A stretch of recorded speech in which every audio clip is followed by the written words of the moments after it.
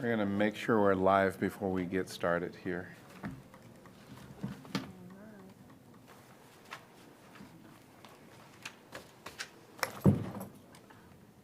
We're good. Phone, is my phone?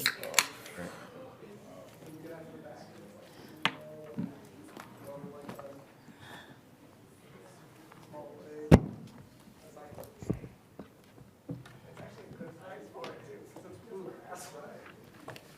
all right. Well, this is the City of Iowa City formal agenda for a special formal meeting, April 7th, 2026, and I'm going to call it to order. It's 4 p.m. And we will start with roll call, please.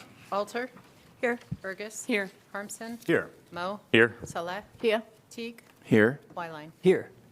All right, want to welcome everyone to your City Hall. Good to see counselors and staff all back after a little bit of a break. Item number 2 is the regular formal agenda. 2A, proposed property tax levy. Public hearing on the proposed property tax levy and the proposed budget ending June 30th, 2027. And I'm going to open up the public hearing and welcome Nicole. Good evening, Mayor and Council. Nicole Davies, Finance Director. So as the mayor said, this is the public hearing for the proposed property tax rate. This year is a little more confusing than normal because we had multiple things moving. The first being the general levy has been reduced slightly. That's due to the tax legislation. That's a forced reduction. So that reduction then we offset with an increase to the employee benefits levy and an increase to the debt service levy, and then decrease the debt service levy 20 cents with the local option sales tax. So net result is a 20-cent decrease to the property tax levy. I also added another slide this year just because I've seen a lot of comments that have a lot of questions and confusion about these notices that get sent out. So first, the state mandates this notice. The county, we don't have any control over the form or what's in it. So I kind of laid out what the notice mailed out by the county shows. It shows our rate going up 1.89. The problem with the notice is it assumes that everyone's home went up 10% in value. Most people's in Iowa City did not. I think what I used was 5.5. I think that's about what my home was. So if you figured a 5.5% increase, it would actually be a 2.29% decrease in tax. So just kind of one of those things, if people have questions, what the notice shows is assuming a 10% increase in value, and that's not reality. So it makes this notice kind of even more confusing than it is. But any questions? All right. Anyone from the public like to address this topic? If so, please come forth. If you are online, please raise your virtual hand.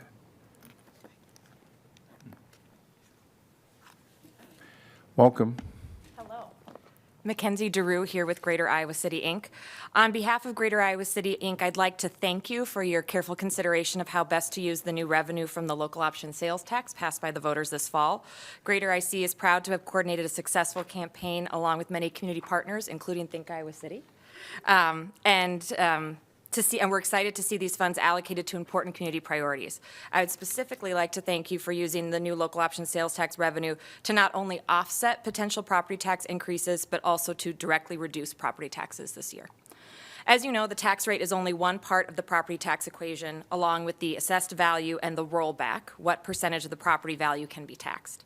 The high property values in Johnson County, along with the 90% rollback for commercial property owners, means that relatively small changes to the tax rate can have significant impacts on local businesses who own their property or who rent from a landlord who will pass the tax increases on. 95% of the businesses in Johnson County are classified as small businesses with fewer than 50 employees, and increases to their property taxes can create challenges and force them to make difficult decisions about how to cut expenses elsewhere.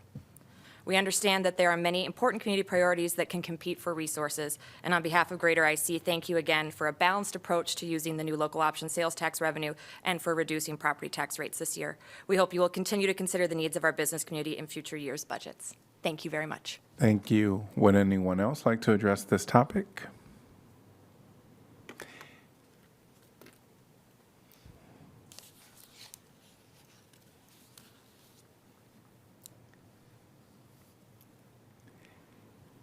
Seeing no one in person or online, I'm going to close the public hearing. Could I get a motion to adjourn, which is item number 3? Move to adjourn, Saleh. Second, Alter. All in favor, say aye. Aye. Any opposed? Motion passes 7-0. All right. We are going to move on to our next meeting, which is the City of Iowa City. Again, a special formal executive session for April 7th, 2026. And I am going to call this meeting to order. Roll call, please. Alter. Here. Burgess. Here. Harmson. Here. Mo. Here. Saleh. Here. Teague. Here. Wyline. Here. Item number 2, litigation. Could I get a motion to adjourn to executive session to discuss strategy with counsel and matters that are presently in litigation or where litigation is imminent, where its disclosure would be likely to be prejudice or disadvantage the position of the governmental body in that litigation? Could I get a motion, please, to adjourn to executive session? So, go ahead. So moved, Alter. Second, Harmson. Roll call, please. Wyline, Yes. Alter, Yes. Burgess. Yes. Harmson. Yes. Mo. Yes. Sala. Yes. Teague. Yes. Motion passes 7-0. We will go into the city manager's conference room and return once we're done to open session.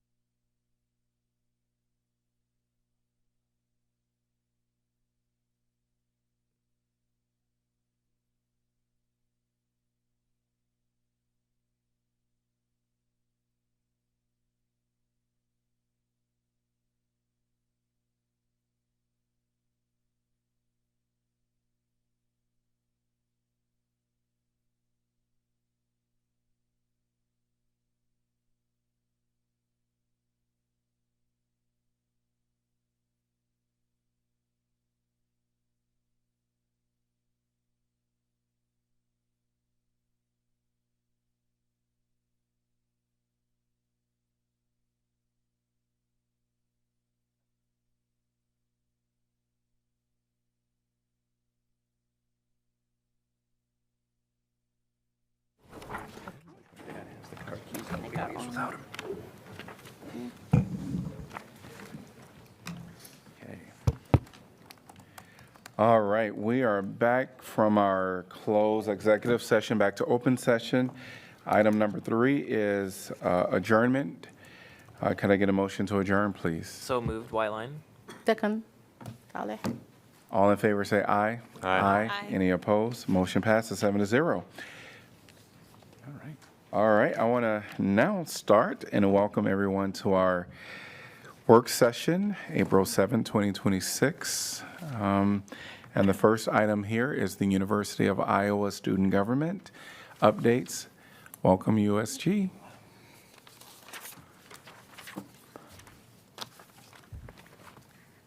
Hello, tonight we will be presenting a resolution to you all that was recently passed by our Student Senate. But first, a couple of small announcements. One being that our elections just happened and Emily Cross and Matiana Edmonds will be serving now as our president and vice president. So we're very excited for their admin. Speaking of which, April 21st will unfortunately be my last city council meeting in this position, and Eden will be officially taking over. So that's something to look forward to. Yes and no. Okay, so now we will be presenting a resolution recognizing April as MENA American Heritage Month. This was written by our Senator Dominic Eastman, contributed to by Director of Justice and Equity Gupta and Chairwoman Davis. Community sponsors for this resolution were the Iowa Democratic Party Arab Caucus, Iowans for Palestine, and Iowa City Action for Palestine.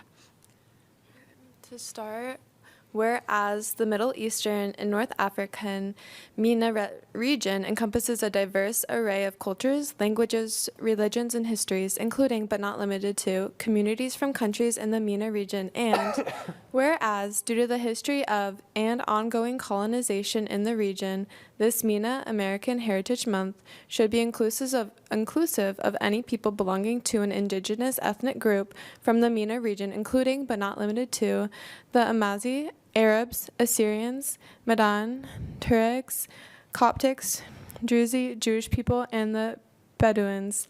MENA Americans have historically faced challenges in representation, visibility, and inclusion. Recognizing their heritage helps foster a more inclusive and equitable society, and whereas MENA Americans have roots in the Midwest dating back over 130 years, MENA Americans have played a prominent role in shaping Iowa's culture and religious landscapes. Iowa is home to significant landmarks such as the Mother Mosque of America, the oldest purpose-built mosque in North America, and St. George Orthodox Church, both greatly shaping community life in Iowa. And whereas April has been recognized annually by the federal government and Lynn County as a time to honor and celebrate MENA American heritage, encouraging communities, schools, and institutions across the country to promote awareness, understanding, and appreciation of MENA histories and cultures as shown by statements from the White House and a proclamation from Lynn County, which we did send out earlier if you want to read more for that. Okay, so action. Therefore, the University of Iowa Undergraduate Student Government formally recognizes the month of April as Middle Eastern and North African American Heritage Month in order to honor the rich histories, cultures, and contributions of MENA communities, and commits to annually promoting this recognition through outreach avenues such as social media. Therefore, be it resolved, the undergraduate student government urges the University of Iowa and the Iowa City Council and the Johnson County Board of Supervisors to recognize April as MENA American Heritage Month. And as Eden mentioned, I sent out the resolution a little earlier to hopefully all of your council emails where you can click on some of the hyperlinks. We just read some of the more pertinent excerpts from it, but there's many more whereas statements, and we really encourage you all to read that. Thank you. Thank you both. All right, we're going to move on to item number 2, clarification of agenda items. Anything from the formal agenda? Yeah, one second. I think I wanna I want to have like one item for service consideration. I'm just looking for the item number Okay. about the Summit Street. If somebody have in front of them, just help me. This, I'm looking. Are you talking about in the consent calendar? Yes, on the consent agenda, calendar. is this the one you're referring to? No, the Summit Street. 6P. 6P. Summit. P. Thank you. Okay, P as in Paul. okay. Yeah, 6P, okay. 6P, okay, Yeah, I want to have that out for separate consultation. okay. And also, that's it. All right, so anything else? So we'll have, in our consent agenda, item 6P for a separate consideration.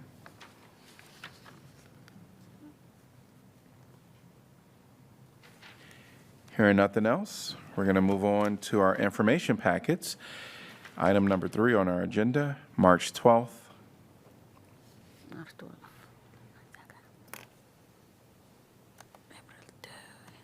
March 19th.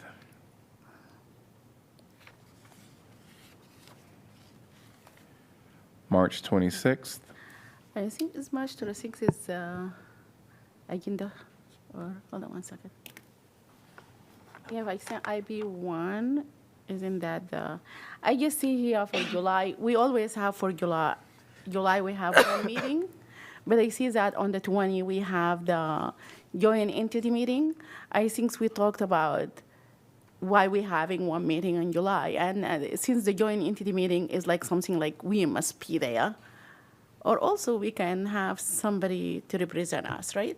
If we cannot do it, we can just ask the city to have somebody.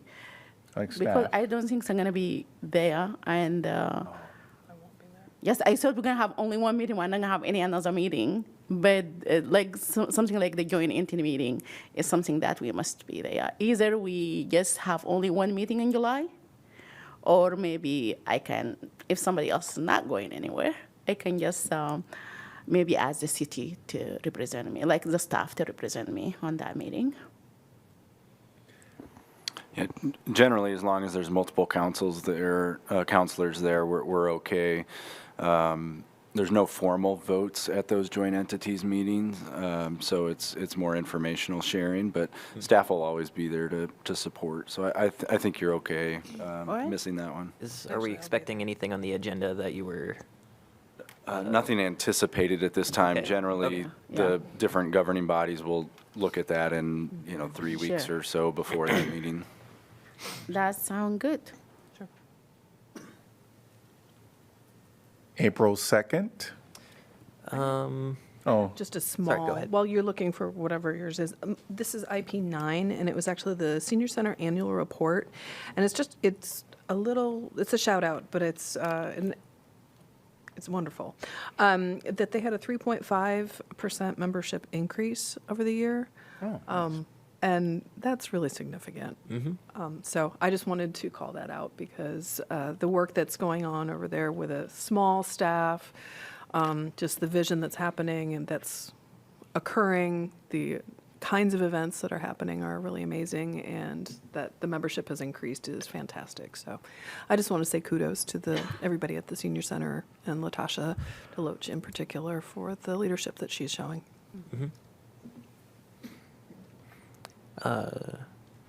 I was going to talk about the joint entities meeting for April 20th, the agenda items. I'm wondering, was this a call to potentially put things on the agenda, or? yes. Okay, and there's currently nothing on the agenda.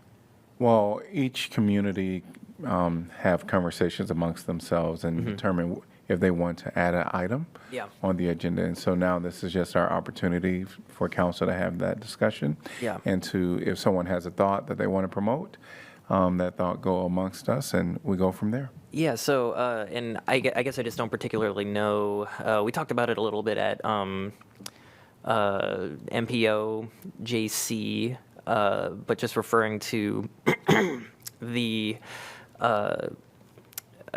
conflicts that have arisen regarding there being more of a University of Iowa hospitals and clinics presence in North Liberty, and our paratransit and seats operations going to North Liberty, and how it's causing some frustrating outcomes for people because there's not good enough scheduling and since the destination is North Liberty, it's in their purview about how they pay for and yada, yada, yada. So I was maybe thinking that could be a good joint entities topic.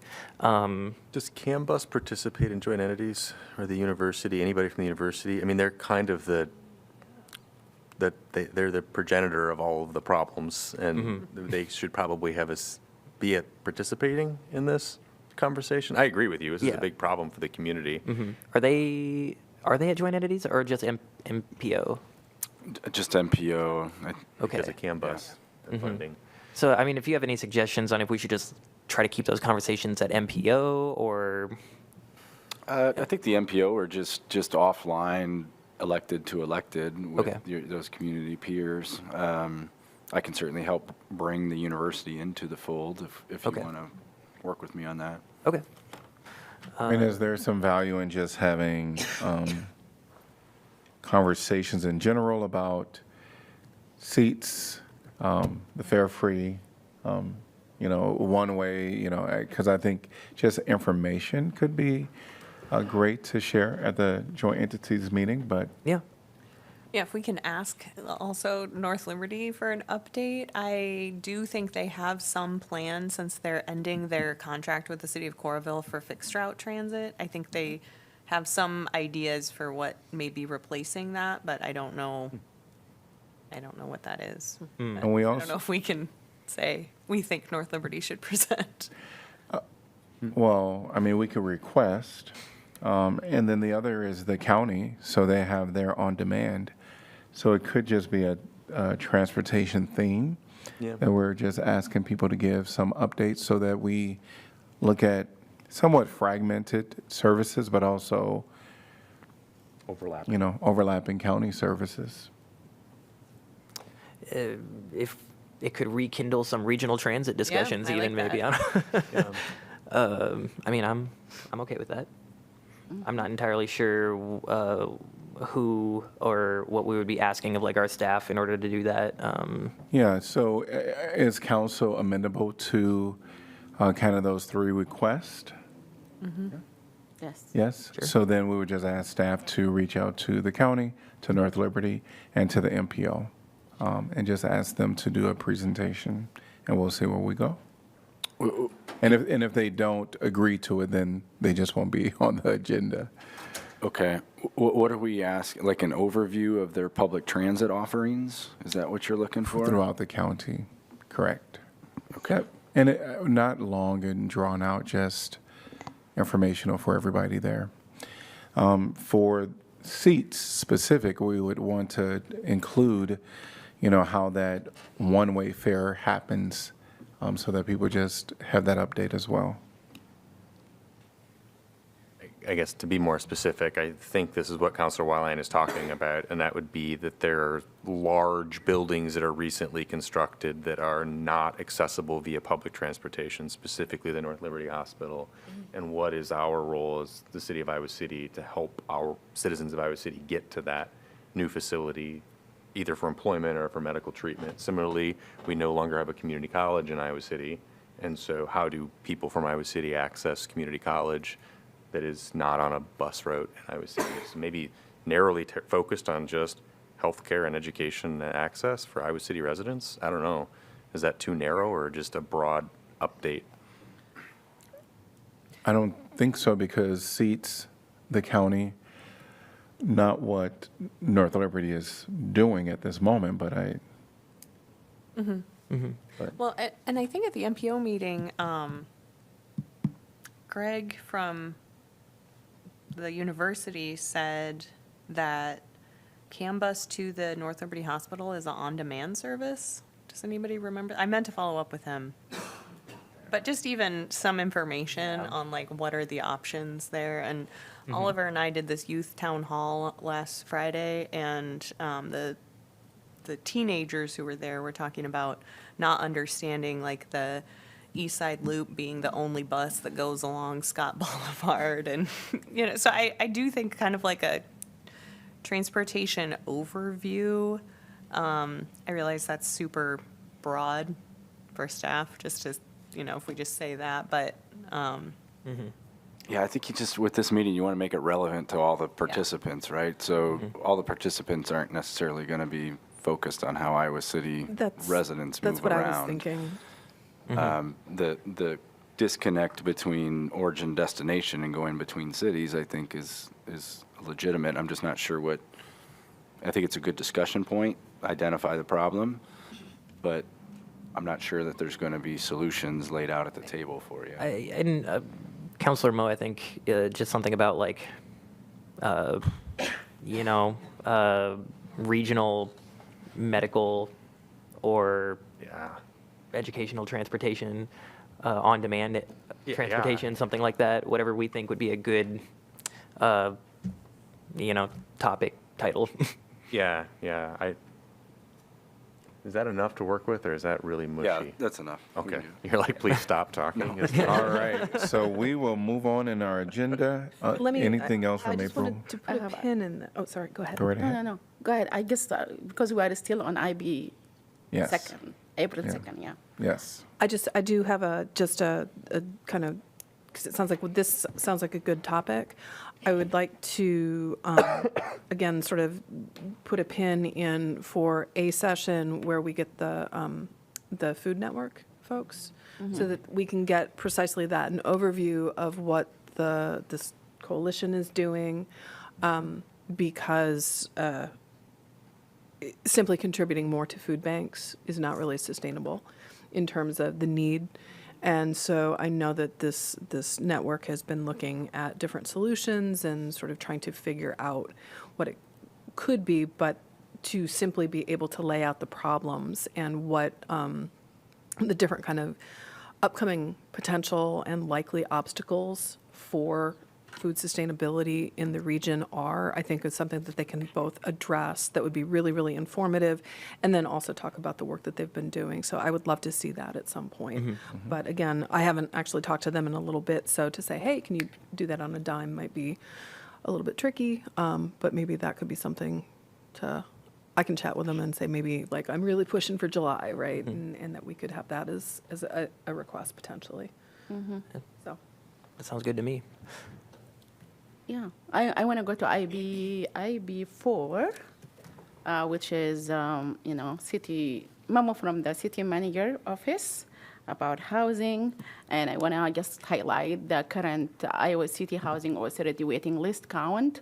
As of April 2026, the housing choice voucher waiting list have 2,503 application, and the public housing waiting list had 1,503.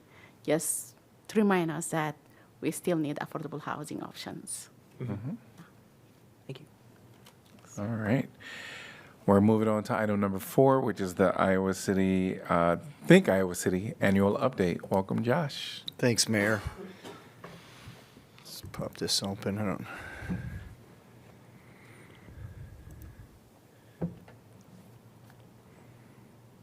All right, we cut the lights on that a little bit, Jeff, or whoever.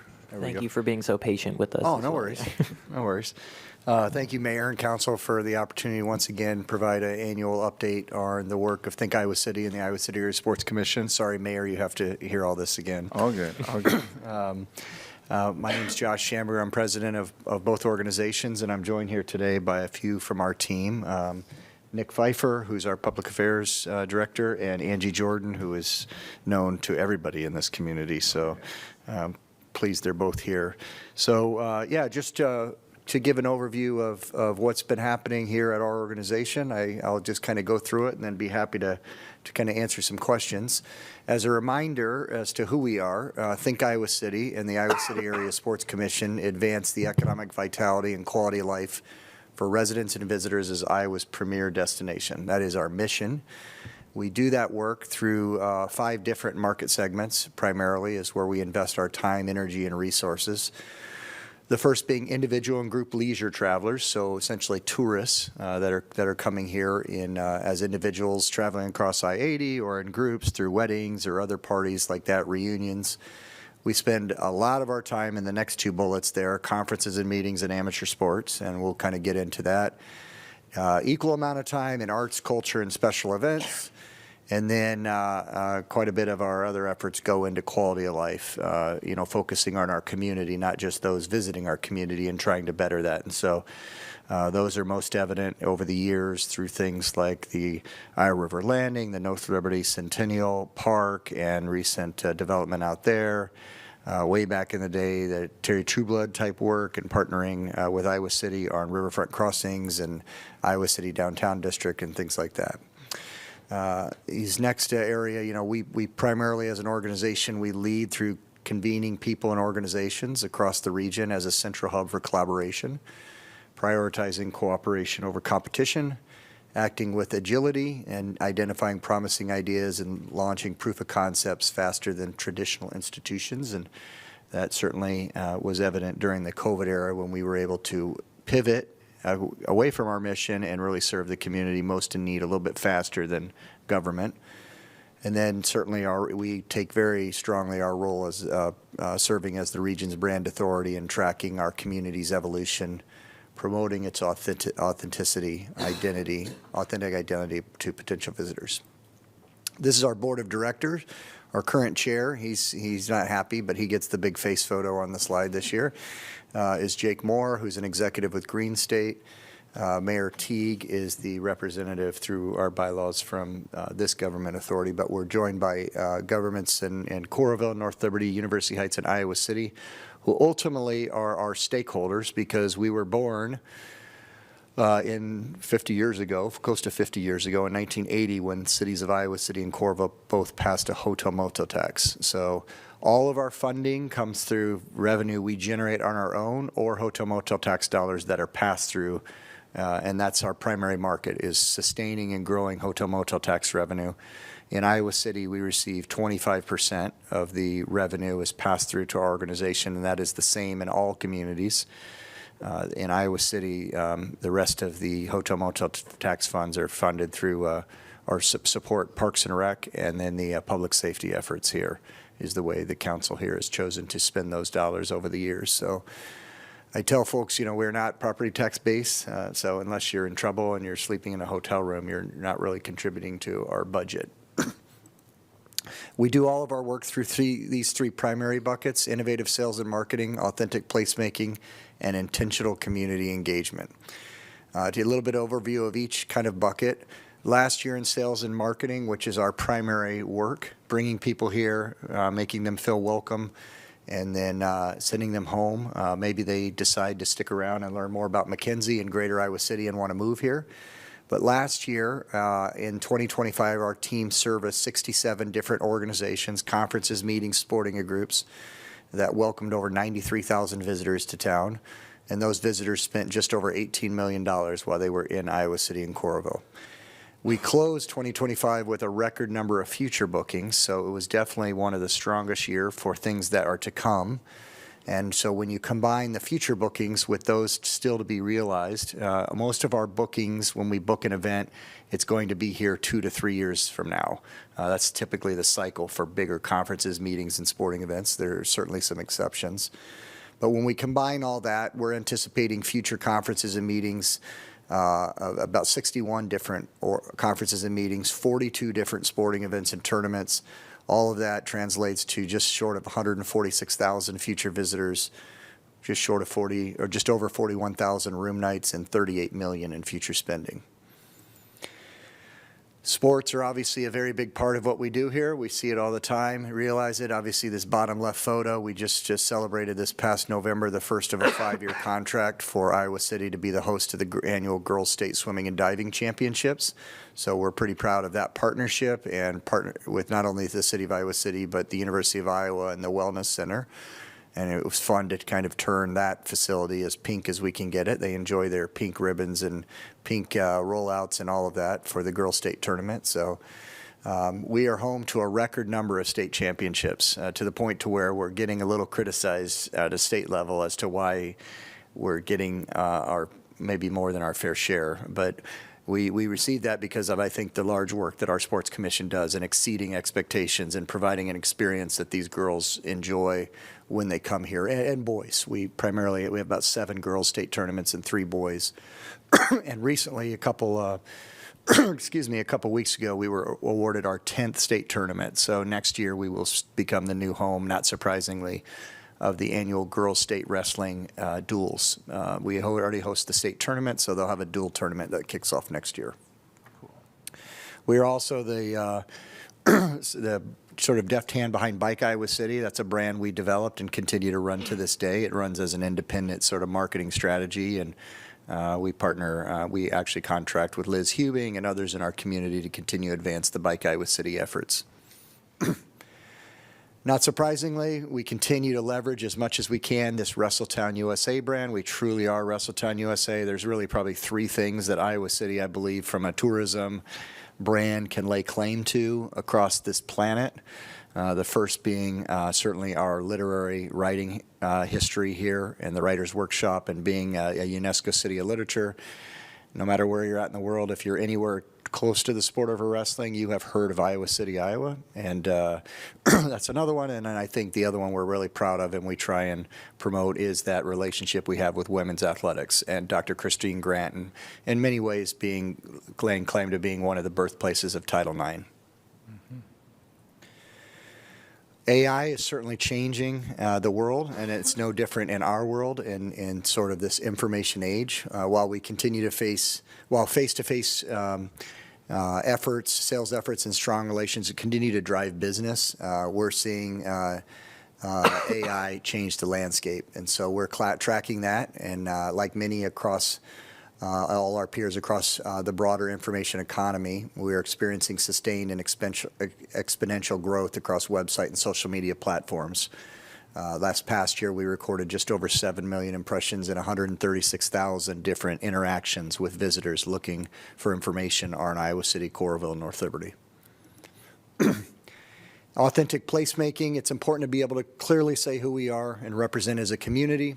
We continue to work towards, we're able, better supporting subgroups in the area, neighborhoods, interest groups, and culture groups, and developing their unique identities and placemaking within our community. And intentionally learning more about what residents think and look for, especially newer neighbors migrating into Johnson County. After the meeting, I'm sure Angie will be happy to stick around in all the big projects she's working on as it relates to a community needs assessment and where we can support more in our particular area of focus. And then certainly leveraging our core pillars that I just kind of spoke to, our arts, athletics, that writing heritage, that wrestling heritage, developing compelling stories around and messaging those. Much like we supported North Liberty with the Hy-Vee Center out at Centennial Park, and Coralville and Iowa River Landing with Extreme Arena. This past year, we spent a fair amount of time in University Heights. They recently polished off, and we supported the development of a multi-use trail plan that will be taking place on 36 acres to the north of University Heights and just to the south of, I guess it would be Carver Hawkeye Arena. So that plan is being put into action right now. They recently approved that. We also have recently begun work and sent out an RFP to partner with the Johnson County Fairgrounds to do a deeper dive in there and identifying where opportunities exist there and what needs to improve out there in order to take advantage of that particular attraction, how to better it for the betterment of the larger community. And then Nick has been working with Josh Moe and Brent Smith up in North Liberty and many others to make sure we stay in touch and on everybody's radar as it relates to the Burlington Street Bridge replacement study and everything else that Nick is leading on behalf of Pillar One with the Better Together 2030 initiative. We recently won a big award at the state. We didn't know we were winning an award. It was kind of a surprise, but we started a brand new series that highlights all of the uniqueness of the culinary scene in Iowa City. It's called Blend. We talked to one of our friends, Nate Kading, into kind of playing the role of Guy Fieri. And if you haven't seen it, here's The Iowa City area is a full blend of history, stories, characters, experiences, and last but not least, great food. I'm Nate Kading. You might remember me from kicking the football for the Iowa Hawkeyes and the San Diego Chargers. I grew up here and moved back to raise my family after my playing career was over. Through this series, I want to share with you the eclectic mix that makes my hometown such a unique place to live and to visit. This is Blend, an Iowa foodie experience.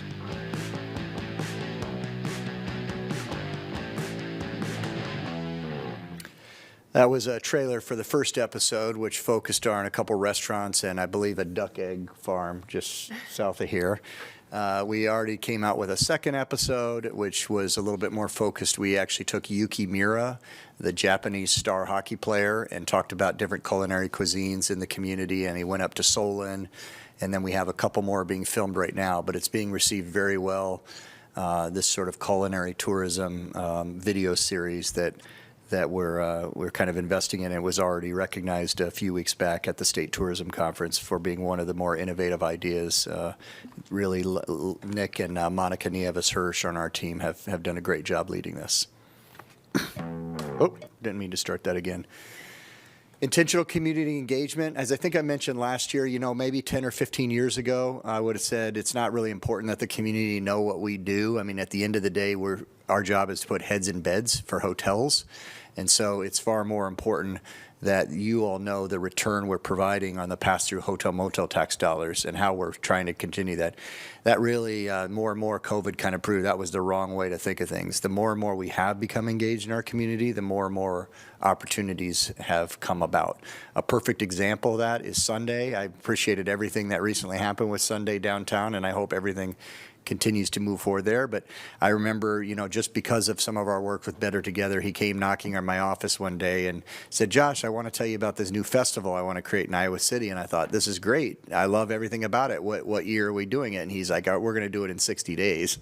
And I'm like, "You're insane. That is never going to happen." And so he said, "No, we can do it. We have all the right people." So we invested, and it turned out incredible that first year. And obviously last year was even better. And so we're excited about year 3. And all of those things wouldn't happen if we hadn't made an effort to be more intentionally engaged in the community and having the community learn more about us and the efforts that the resources that we have to kind of advance some of these quality of life festival community engaging opportunities.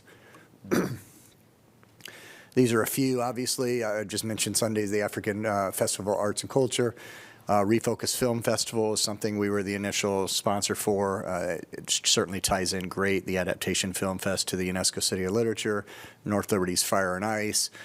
Down here in the middle was a partnership and something we did out at Wilson's Apple Orchard. And then our ongoing efforts to continue to support things like Summer of the Arts and UNESCO City of Literature. We also started a new series last year, which has been received very well, and we're going to continue to expand that. It really highlights and promotes local artists and what they're doing in the community. This didn't quite play there, so it's a shorter clip, but this was one of our series. There's a few of these already out if you go to the Think Iowa City YouTube page, and this was one on Carlos Maldonado. I go to a lot of remote places where I won't see anybody for hours. My name is Carlos Maldonado. I am a full-time artist living in Iowa City. I am a full-time painter specializing in plein air painting, which is painting on location outdoors. It's really cool to kind of just be in nature and study the area and the location and be in the moment. I'm a very forgetful person. Like, I can't even remember what I ate for breakfast, but when I look at a painting that I did in plein air, I can remember the temperature, the bugs, all these things that I'm paying attention to in the moment. Go back to that. So I encourage you to take a look at a few of those videos and learn more about the artists that are in our community, kind of celebrating our community and promoting our community.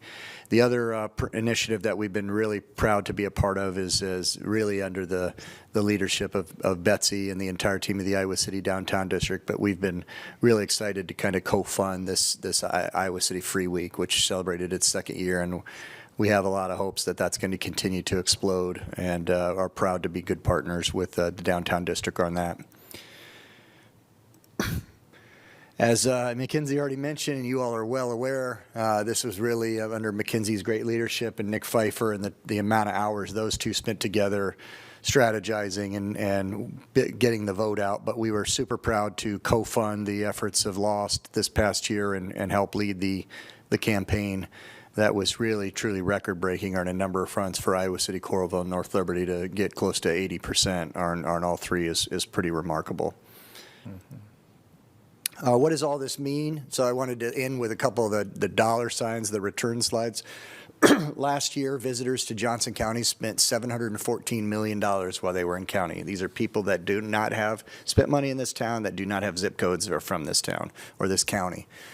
They spent $104 million in local and state taxes, and they spent $6.5 million in hotel motel taxes.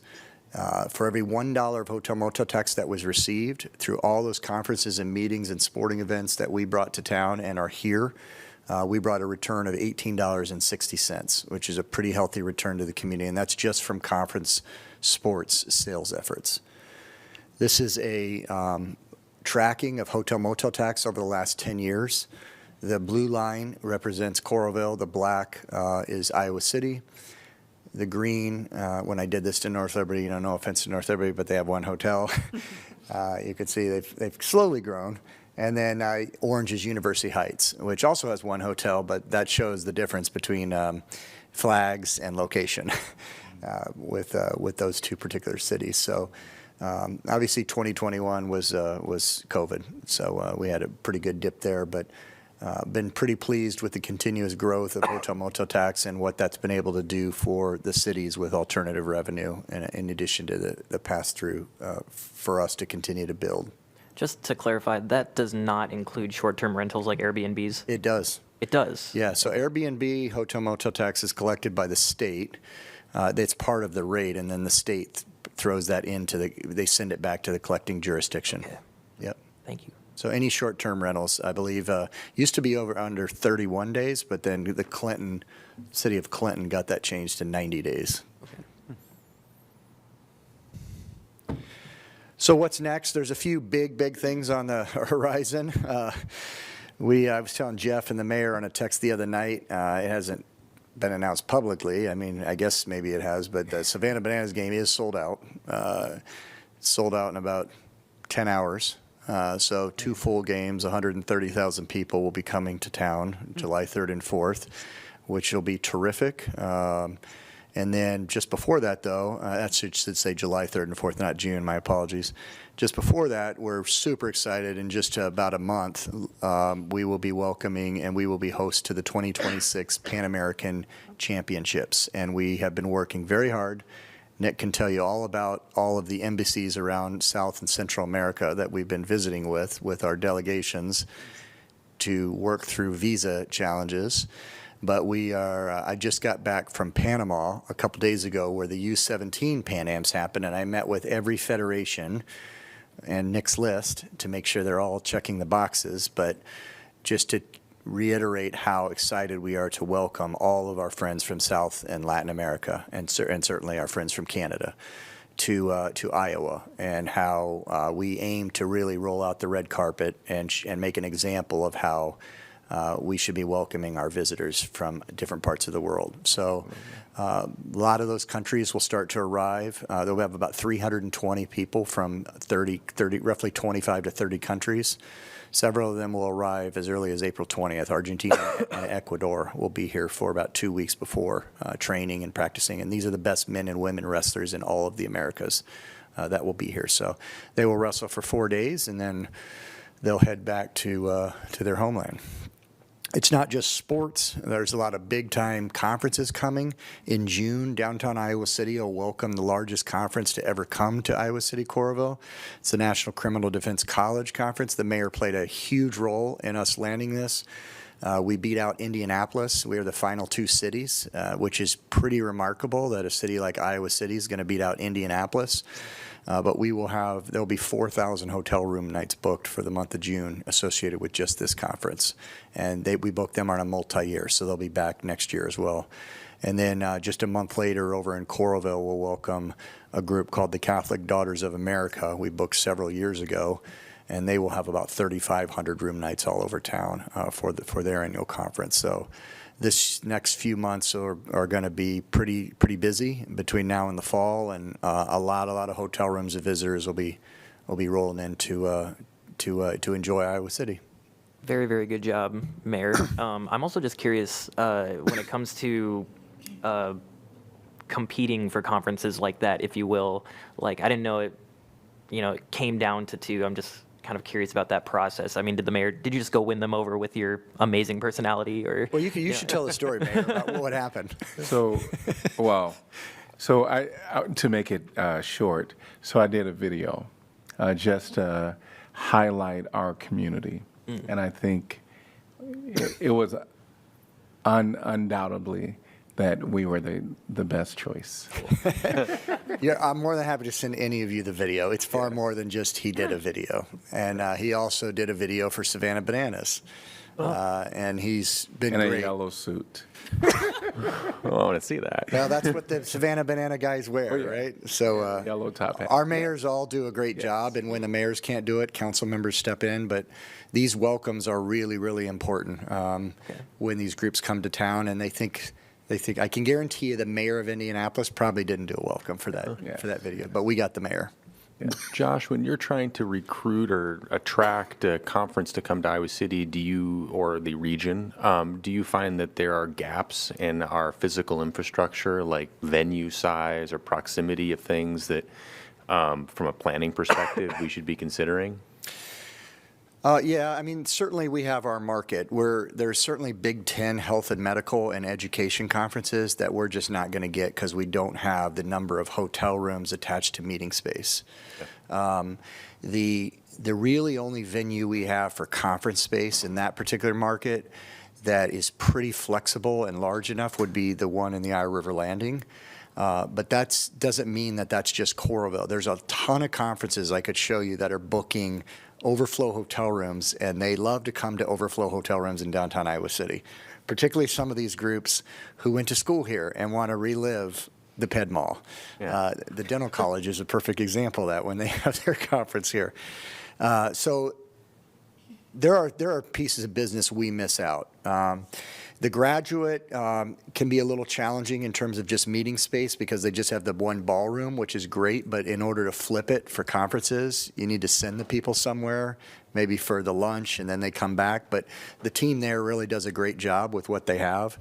Hilton Garden Inn is exceptional for a certain size conference. So the one thing that's super exciting is the university's pivoted a little bit and is getting more and more interested and aggressive in allowing their spaces to be rented.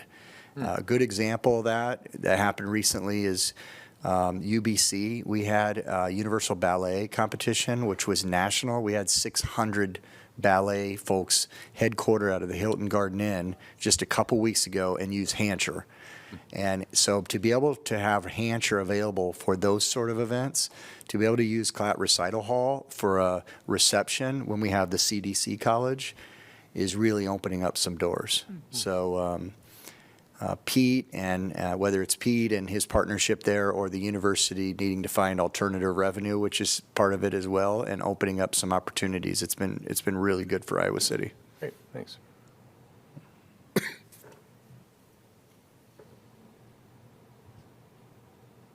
Any other questions? Thank you. Thank you. All right, thank you all very much. Thank you, thank you. Yes, great job.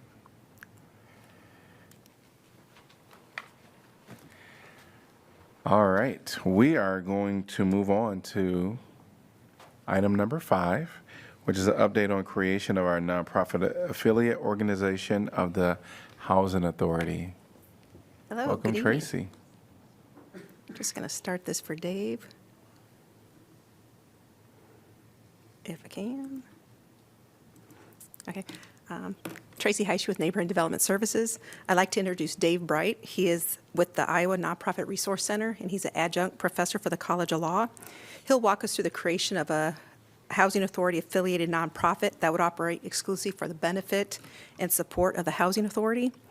As you'll recall from previous conversations and presentations, our current public housing program is not sustainable. We are operating out of reserves, so every year we're going into our reserves, which were developed about 2 decades ago when we sold public housing properties.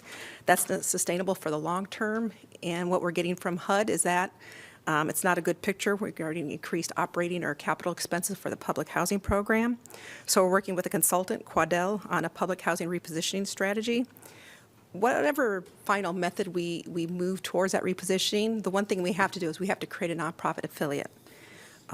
And I want to emphasize that creating this nonprofit does not commit the council to any specific repositioning path.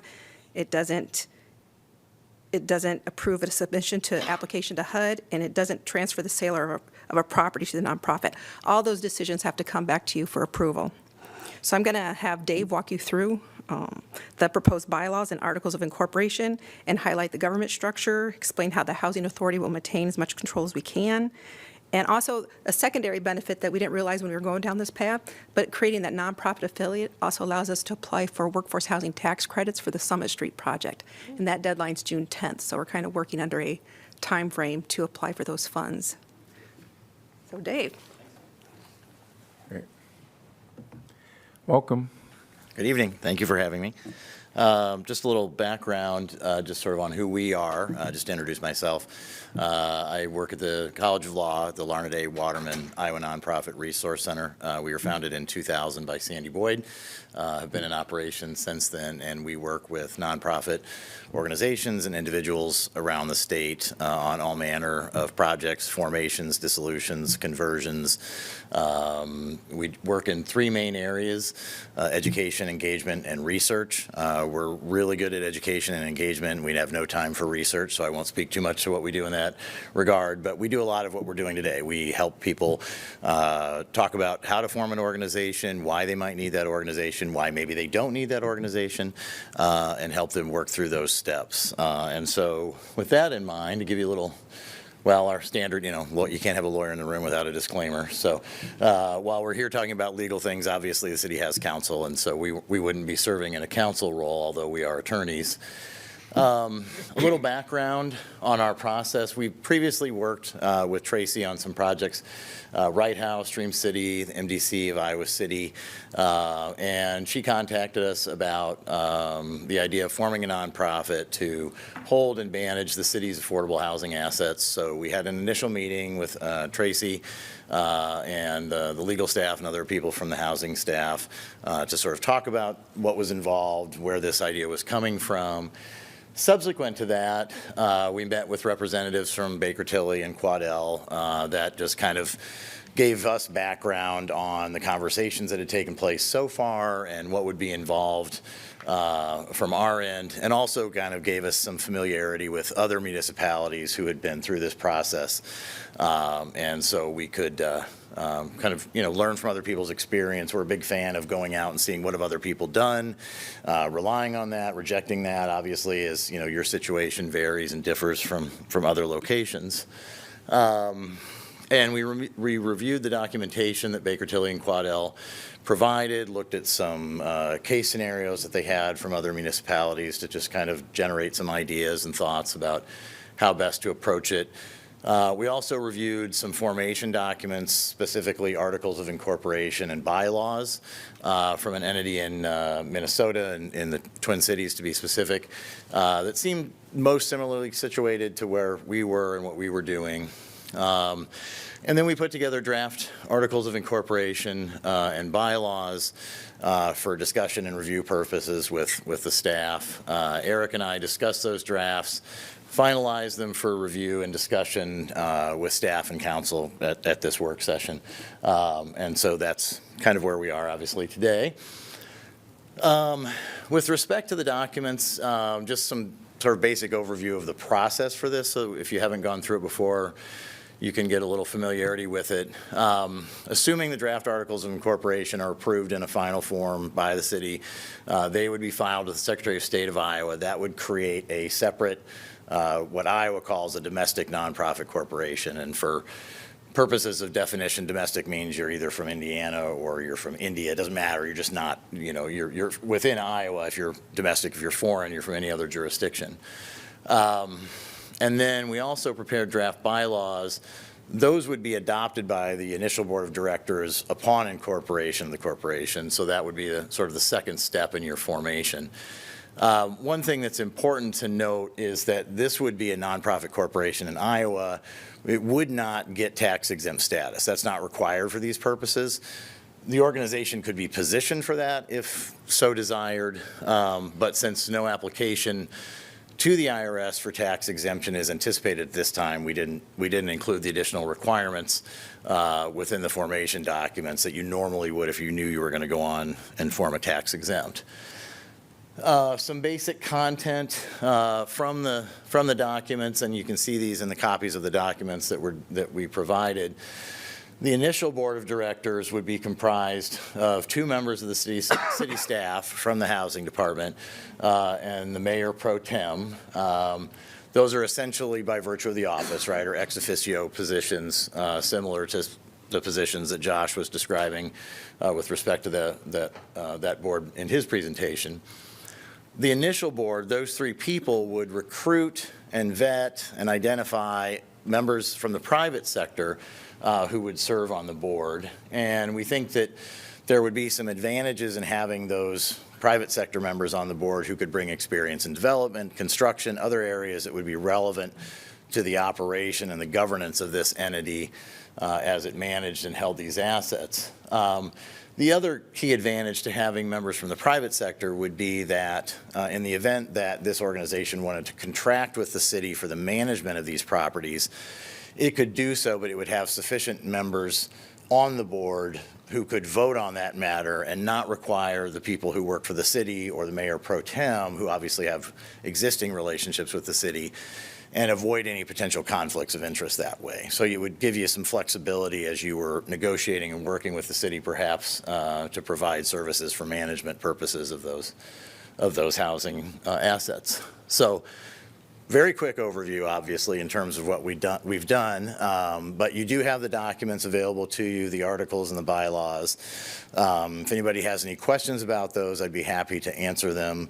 If you haven't had a chance to review them, certainly you could reach out and we could, discuss them by email, or you could contact me at a future date if you'd be interested in learning more. But certainly I'm happy to take questions if anybody has any at this point. Yeah. I would like just to ask you if you can again talk about the board of directors selection. When you say like the mayor pro tem and the 2 other staff, they will recruit 3 other community members. Is this means those 3 going to replace the initial mayor pro tem, or this is going to be 6?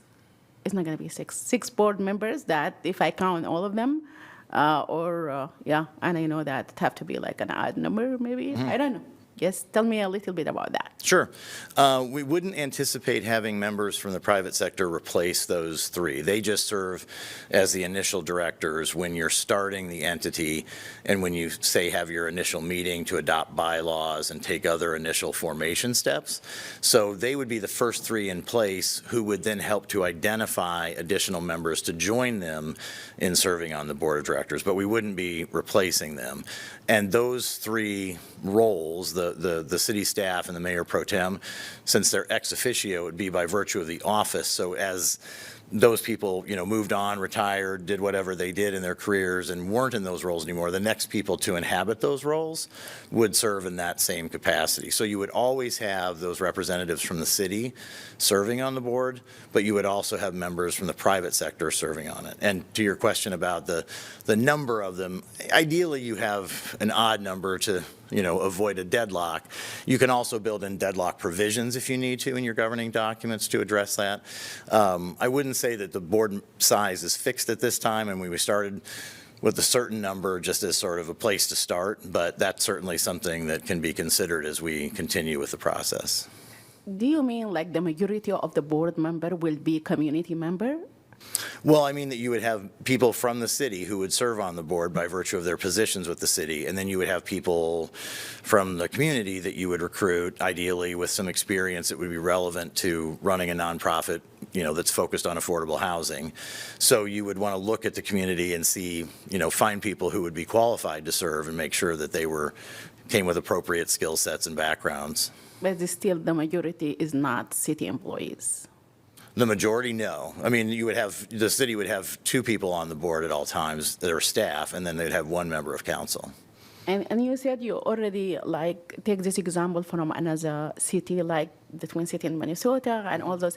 Can you tell me a little bit about the board for those examples? It varies. Some of them, if they have a housing authority, like say like how we have a planning and zoning commission, if they have a housing commission that serves that similar kind of function, oftentimes they would have everyone who's on that commission automatically serve on the board of that nonprofit. So the boards would be essentially identical. Others would have a mix of staff and members of the council. There really wasn't any set kind. It just kind of varied from jurisdiction to jurisdiction, and I think a lot of that was attributable to what kind of system did they have in place. So if they had that commission, they would rely on those people to serve. If they didn't have a commission that was appointed by the city council or other governing body, and they relied on staff in that regard, it was staff, and then in many cases a mix of staff and council members or elected officials, I should say. And the majority is not the city employees.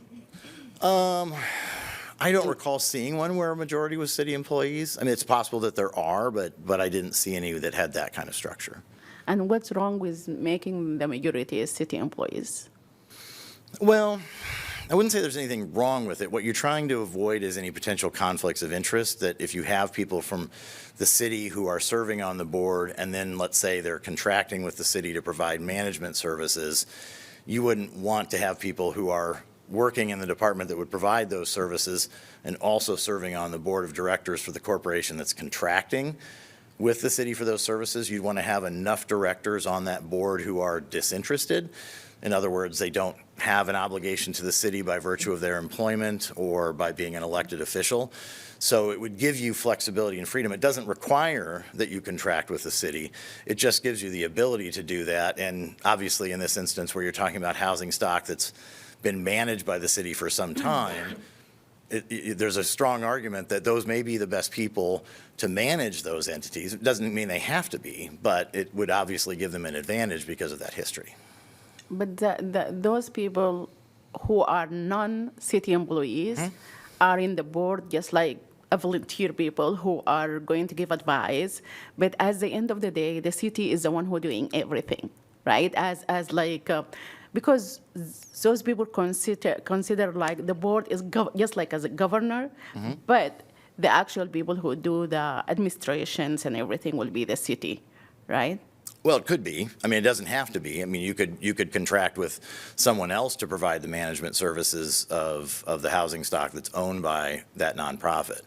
I just think the city is a good candidate for it. And so if you're thinking about opening yourself up to as many options as possible in terms of who you could have manage those assets, you wouldn't want to create a situation where you couldn't engage the city because the only people who serve on your board are people who work for the city, and then how do you figure out, who votes to approve that, right? Everybody's got a conflict of interest. They couldn't. So. Yeah, I agree with you that the city will be the best option to manage those because we want to make sure that we do everything like in good quality, even management. But what if the people who are not a city employee are the majority and they decide that this is not going to be the city doing it? And now we have to go by what they said. Because they are the majority and they are the governing body. So I guess like a little concern about that, if it could happen too. But now the city is the one who wanted to become a developer. Now the city is the one who wanted to provide a quality, affordable housing. And that's why when I say I feel like maybe more city staff, which is the majority, would be great. We still need to hear from the public. We still need to hear their opinions. But I feel like that the majority should be that. But I think that's a council kind of discussion. I'm sorry. But Sure. yeah. Oh, no, you're great questions. Thank you. Thank Do you mind if I? Thank you. So what I will say is we have 10 minutes before 6 p.m. We're going to put a pin in this, and we'll come back after the formal session to continue this discussion. But Mayor, before you go on, I forget to ask you also, I want to pull out the 6K Sure. as a separate consideration also. Great. Thanks. All right.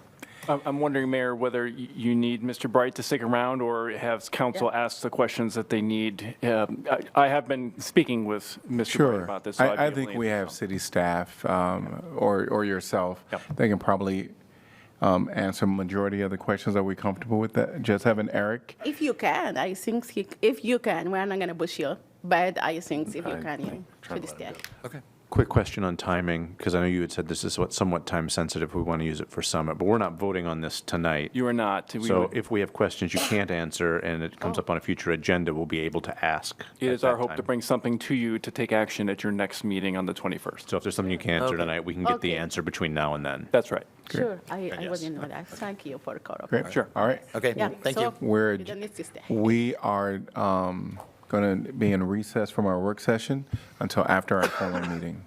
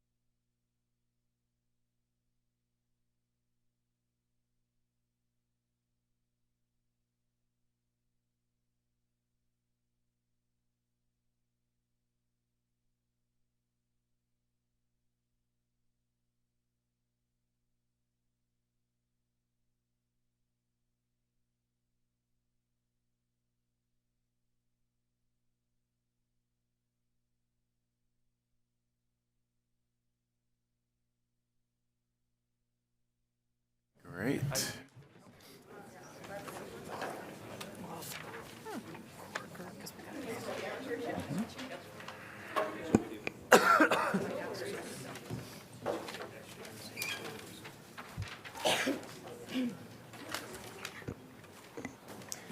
All right, well, it is April 7th, 2026, and it's just after 6 p.m. I'm going to call the City of Iowa City meeting to order. Roll call, please. Alter. Here. Burgess. Here. Harmston. Here. Mo. Here. Saleh. Yes. Teague. Here. Wyline. Here. All right. Well, I want to welcome all of you to your City Hall that is here in person, and hello to everyone that is joining us virtually. We're going to move on to items on our agenda, which is 2A proclamations. 2, which is proclamations, and 2A is Fair Housing Month. Whereas April 26 marks the 58th anniversary of the passage of the Fair Housing Act, which enunciates a national policy of fair housing for all who lived in the United States. And whereas the Fair Housing Act prohibits discrimination based on race, color, religion, sex, handicap, familial status, and national origin. And whereas the City of Iowa City additionally prohibits discrimination because of creed, age, marital status, sexual orientation, presence or absence of dependents, gender identity, or public assistance source of income. And whereas fair housing is a positive community good, and whereas economic stability, community health, and human relations in all communities are improved by diversity and integration. And whereas acts of housing discrimination and barriers to equal housing opportunity are repugnant to a common sense of decency and fairness. Now, therefore, I, Bruce Teague, Mayor of Iowa City, do hereby proclaim April 2026 to be Fair Housing Month in Iowa City, to establish Iowa City as an inclusive community committed to fair housing and to promote appropriate activities by private and public entities intended to provide or advocate for equal housing opportunity for all residents and prospective residents of Iowa City. And to receive this proclamation is Catherine Davies and Liz Garr, and so welcome at this time.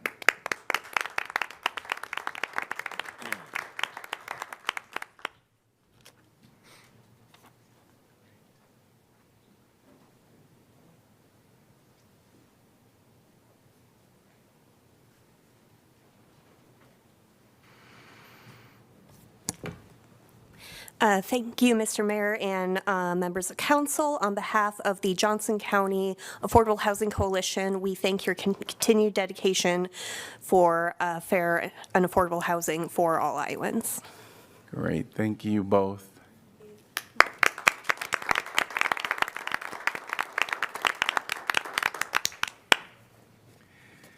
All right. We are moving on to item number 2B, Sexual Assault Awareness Month. Whereas sexual abuse, sexual violence, and stalking affect anyone, including children, causing long-term physical, psychological, and emotional harm. And whereas every 68 seconds, an American is sexually assaulted, and every 9 minutes, that victim is a child. And whereas approximately 70% of people affected by rape or sexual assault experience moderate to severe distress, a large percentage than for any other violent crime. And whereas sexual violence in rural communities exists as a hidden, silent, and often unrecognized crime that is often underreported, it is widespread and affects every community member. And whereas through the inspiration, courage, and resilience of people affected by sexual violence, our communities are learning to be better, to better respond to the life-changing impact of sexual violence on individuals through systems and in the community. And whereas DVIP and RVAP has worked to end violence and abuse for more than 45 years through the collaborative partnerships of staff, volunteers, local municipalities, criminal justice, health and human services, faith communities, business leaders, and private community members. And whereas our community's achievements should be commended, and we must continue our commitment to respect and support those affected by sexual violence and to prevent future violence in our community.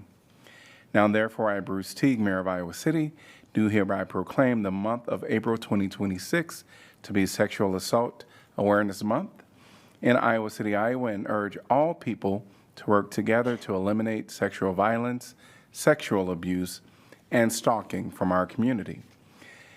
And to receive this is Andy, the Director of Domestic Violence, and Emmy, Sexual Assault Advocate, accepting this proclamation.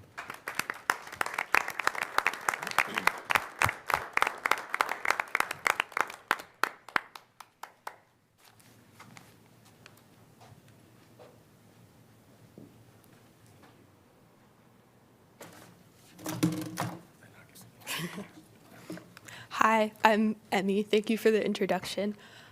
We wanted, on behalf of DVIP and RVAP, to thank the Mayor Teague and the City Council and the Iowa City community at large for your continued support for our organization. Through that support, our SA advocates were able to attend 189 SANE exams last year. And we were also able to provide 1,604 sexual assault services last year. So that's a huge amount of support through the community. And I will also say that through the 8 different counties we serve, 2 of the 3 places that you can get a SANE exam exist in Iowa City. And so through the support of the Iowa City community, we're not only able to advocate for survivors in our community, but also in 7 other counties.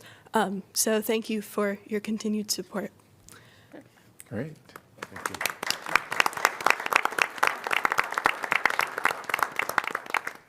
All right. We are going to move on to our consent agenda, which is items 3 through 7 with separate consideration for 6P. Could I get a A and 6B. 6P and 6K.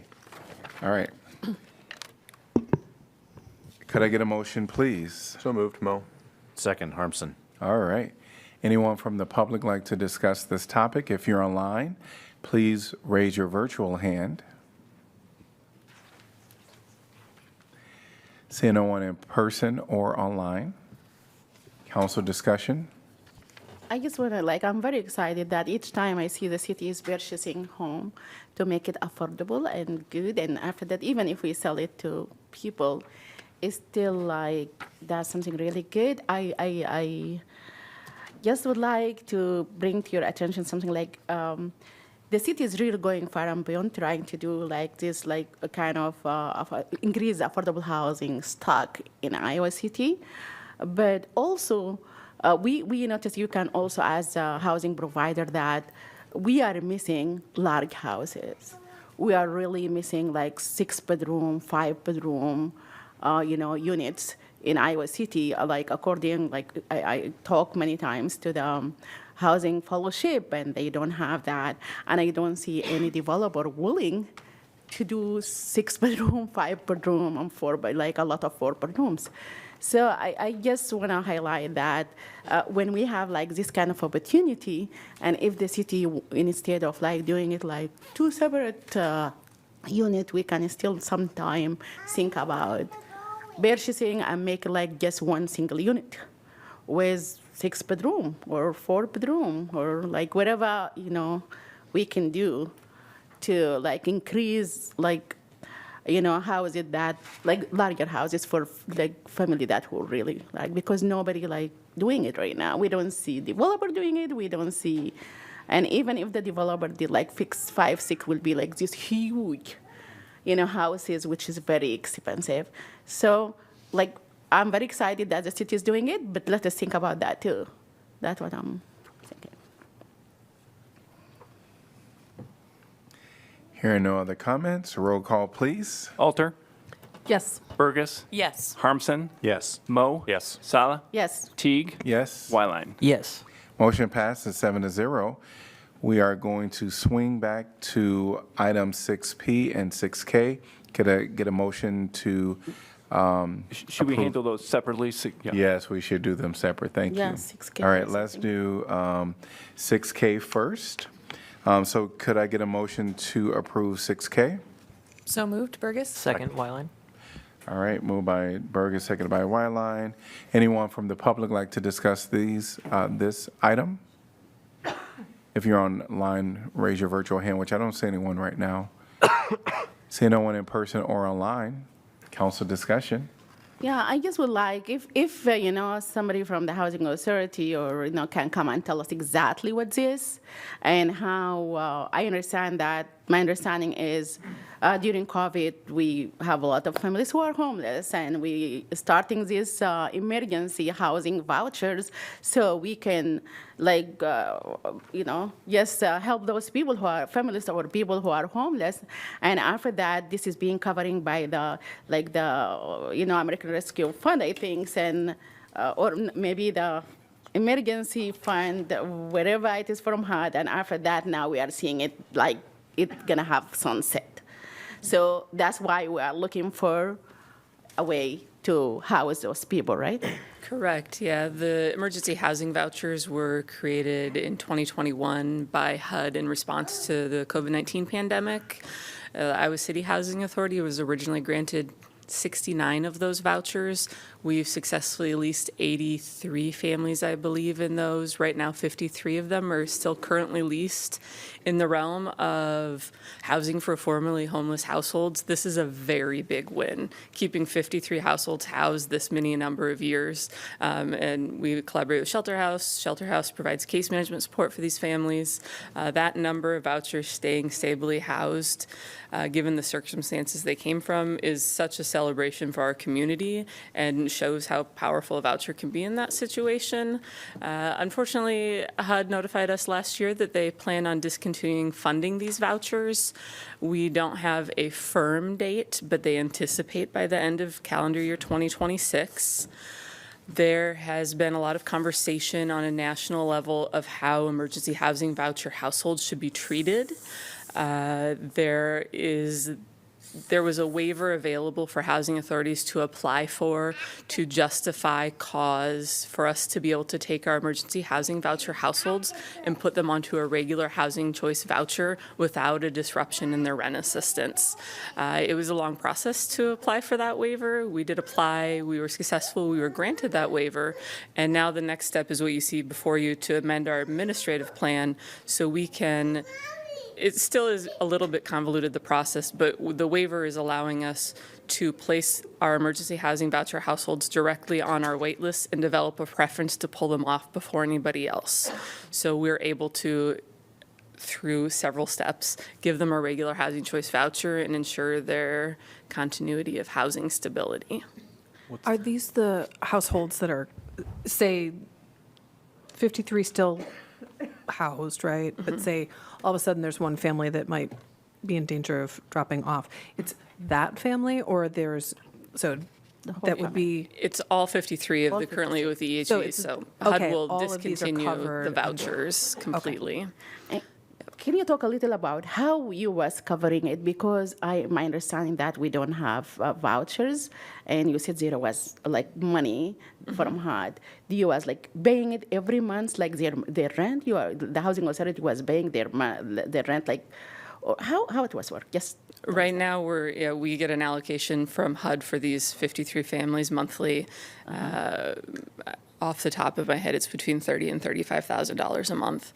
And we pay the rent. And the idea with this administrative plan amendment is that as we have vouchers available through attrition over the course of the next year, we have about a 9% attrition rate annually. That's shown pretty consistent over the last decade, that will prioritize giving these households who are currently stably housed with a voucher already, a housing choice voucher, so we make sure we're not risking their housing status. And all of the families The households that came to us into the EHV program were currently homeless at the time of their referral, so they were either literally homeless or in shelter house, and certainly have had a lot of barriers to housing stability. So wanting to make sure that we continue providing that support. Yeah, I'm really like glad you are doing that. I'm not against it. I just wanted to. This is not a voucher currently.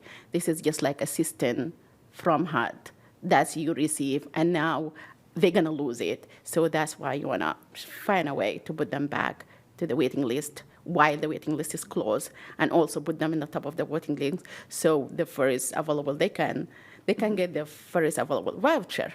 But what the difference between those group and the permanent supporting housing voucher that the shelter house sometime ask for it and we allocate it? Yeah. Those are mainstream vouchers. So these are all what HUD calls specialty vouchers. HUD uses a lot of acronyms, so you'll see SPVs sometimes. They're specialty vouchers. We have a really large percentage of specialty vouchers, the largest percentage in the state of Iowa, which I think nobody's probably surprised by, that we're very good at this. HUD-VASH is a specialty voucher. We have 95 vouchers for veterans experiencing homelessness. Mainstream, we have 78 of those vouchers that Shelter House uses for permanent supportive housing. We have an MOU with them for that. We also have stability vouchers that fits in that same vein with Shelter House. And emergency housing vouchers were just a specialty voucher type. So it is a voucher. It has a separate funding stream. Mainstream also has the same separate funding stream than regular housing choice vouchers. So we get a different funding notice. We get different money, but in the exact same way as the regular housing choice voucher program. And how those 70-something or the 53 has been selected? How were they selected? Originally, they were selected through coordinated entry in Shelter House in 2021. Okay, sure. And since this is great that we helping homeless people to like give them something though, so you can prevent them from like going back to the homelessness. But why we don't do this all the time? Can we, there is a way, because while I was looking to Cedar Rapids, for example, and I talked to some people over there, they have been told me that they have amazing program where homeless people, they have a program that they allocated voucher from the mainstream. They are not a special voucher, they just regular voucher for people who are homeless. And I thought, why we don't have that here? Is there something prevent us from doing the same thing in Iowa City? And if you can talk a little bit about that. Sure. Cedar Rapids has what's called a local targeted preference. They allocate a certain number of vouchers of their allocation. I don't know how many vouchers they have off the top of their head, off the top of my head. Hopefully they do. I want to say that they dedicate 100, but I might be incorrect about that. So they take 100 vouchers and they say that they're going to give these to service providers to allocate to families or households experiencing homelessness. We're able to do a local targeted preference like that. It would require an administrative plan change and submission to HUD, so it's a process to get there. But housing authorities are allowed to put a local targeted preferences for a group of different things, and one of them is households experiencing homelessness. Oh, but it's doable. It's not like something prohibited by HUD or anything, right? Since Cedar Rapids is doing it. Correct, yep. Sure. Rachel, I'm sorry, are you done? Go ahead, no. Okay, yeah, of the 53 remaining EHV voucher holders, how feasible is it? Will there be an available voucher for them to transition to in the next 6-9 months?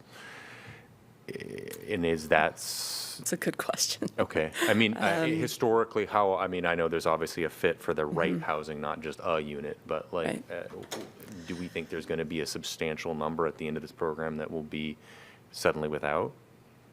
I think that of those 53 households, sustaining housing without a voucher will likely not be feasible for any of them. We pay the highest per unit cost for these vouchers, which means most of these households don't have any income. If they do have income, it's pretty minimal. And the way they were referred in 2021, I was actually a part of it on the other side as a community service provider at the time, so I worked at HACAP at the time. And I know, being a part of those discussions on the other side, that we as community service providers, really referred households with the most barriers, the most vulnerable in 2021. And that still holds true. And so I think that without a voucher, we will see a large return to homelessness in this group. As far as if we're going to have vouchers available, if we look at the historical trend, we should have vouchers available. If I look at the last 10 years, I think I mentioned earlier, we have an attrition rate of about 9%. We have about 9% of our voucher holders every year, hopefully mostly for good things. They have enough income that they're no longer needing assistance. Sometimes, people pass away and households leave the program that way, or they move to other communities. I will say that in the last 6 months, which is a very small time period to be thinking about attrition rates, 10 years is really like a minimum amount that I would want to count on. In the last 6 months, we've seen almost no attrition. And I don't have an explanation for that other than it may be a weird fluke. So I'm hopeful that we'll continue the historical trend and have enough vouchers to absorb these at the end of this time frame. I know that I've been in conversations with Shelter House pretty considerably about how we protect these households. And if we don't have enough regular housing choice vouchers, we certainly have some backup plans B, C, and D. Thank you. And go ahead. I was just going to ask, is there a specific benefit or conversely a gap to having this? Let me just go benefit, sorry. The local targeted preference program. Mm-hmm. Is there something that it's addressing that the current waivers that you've been able to get through HUD to be able to cover these families? Is there something that what's going on in Cedar Rapids with the local targeted preference, is that doing something that currently what is set up doesn't do? Does it gain something more for the people who are would have vouchers? Yeah. Removing EHVs from the conversation because they're sunsetting, we haven't been able to refer somebody to a new EHV since September of 2023. Okay. So we haven't had any new household into EHV since September of 2023. Our mainstream vouchers are for non-elderly households in which the head of household has a disabling condition. That's a very specific HUD requirement of a mainstream voucher. And so it's a real subsect of the population. And same with HUD-VASH, of course, it has to be a veteran experiencing homelessness.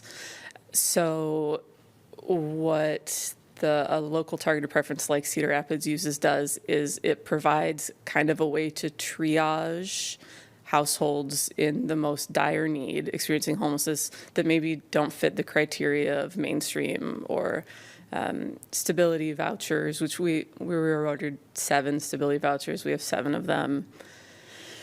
It was certainly not the award anybody was hoping for, but that's what we were given. Those all have very specific criteria, and a local targeted preference allows a community to kind of set their own preferences. Thank you. I was just going to say thank you to you and others who are working hard to constantly make the best out of just a string of bad situations with the current administration, and those efforts are seen and appreciated. Oh, thank you for that. Thank you. All right. No other questions? Any other? So sorry. Oh, no. Anyone from the public? Oh, wait a minute. We're ready to. We're ready to vote. That's what I was thinking. Yes. Any other comment? I think council discussion, right, before we vote. Oh, sure. We can have a council Yeah. discussion. Yes. Yeah, I really guess this is great that we housing 53 people that we going, like, we don't want them to go back to homelessness, and that's why exactly we're doing this. But this is really bring this, like, those people originally were homelessness people, and those people was completely homeless, and they get this through like assistance from HUD all this time, and now we are putting them back. That's why that will bring really the program that Cedar Rapids have it's really amazing, and I just feel like this council should think about that. It is next door, and they are doing it, and it's working, and I think it's really good. And I believe while we are now changing this, we can also give direction if we can do that here in Iowa City. I don't know what the other council think, but So the one thing I would say is if one, I think, given direction to staff- explore.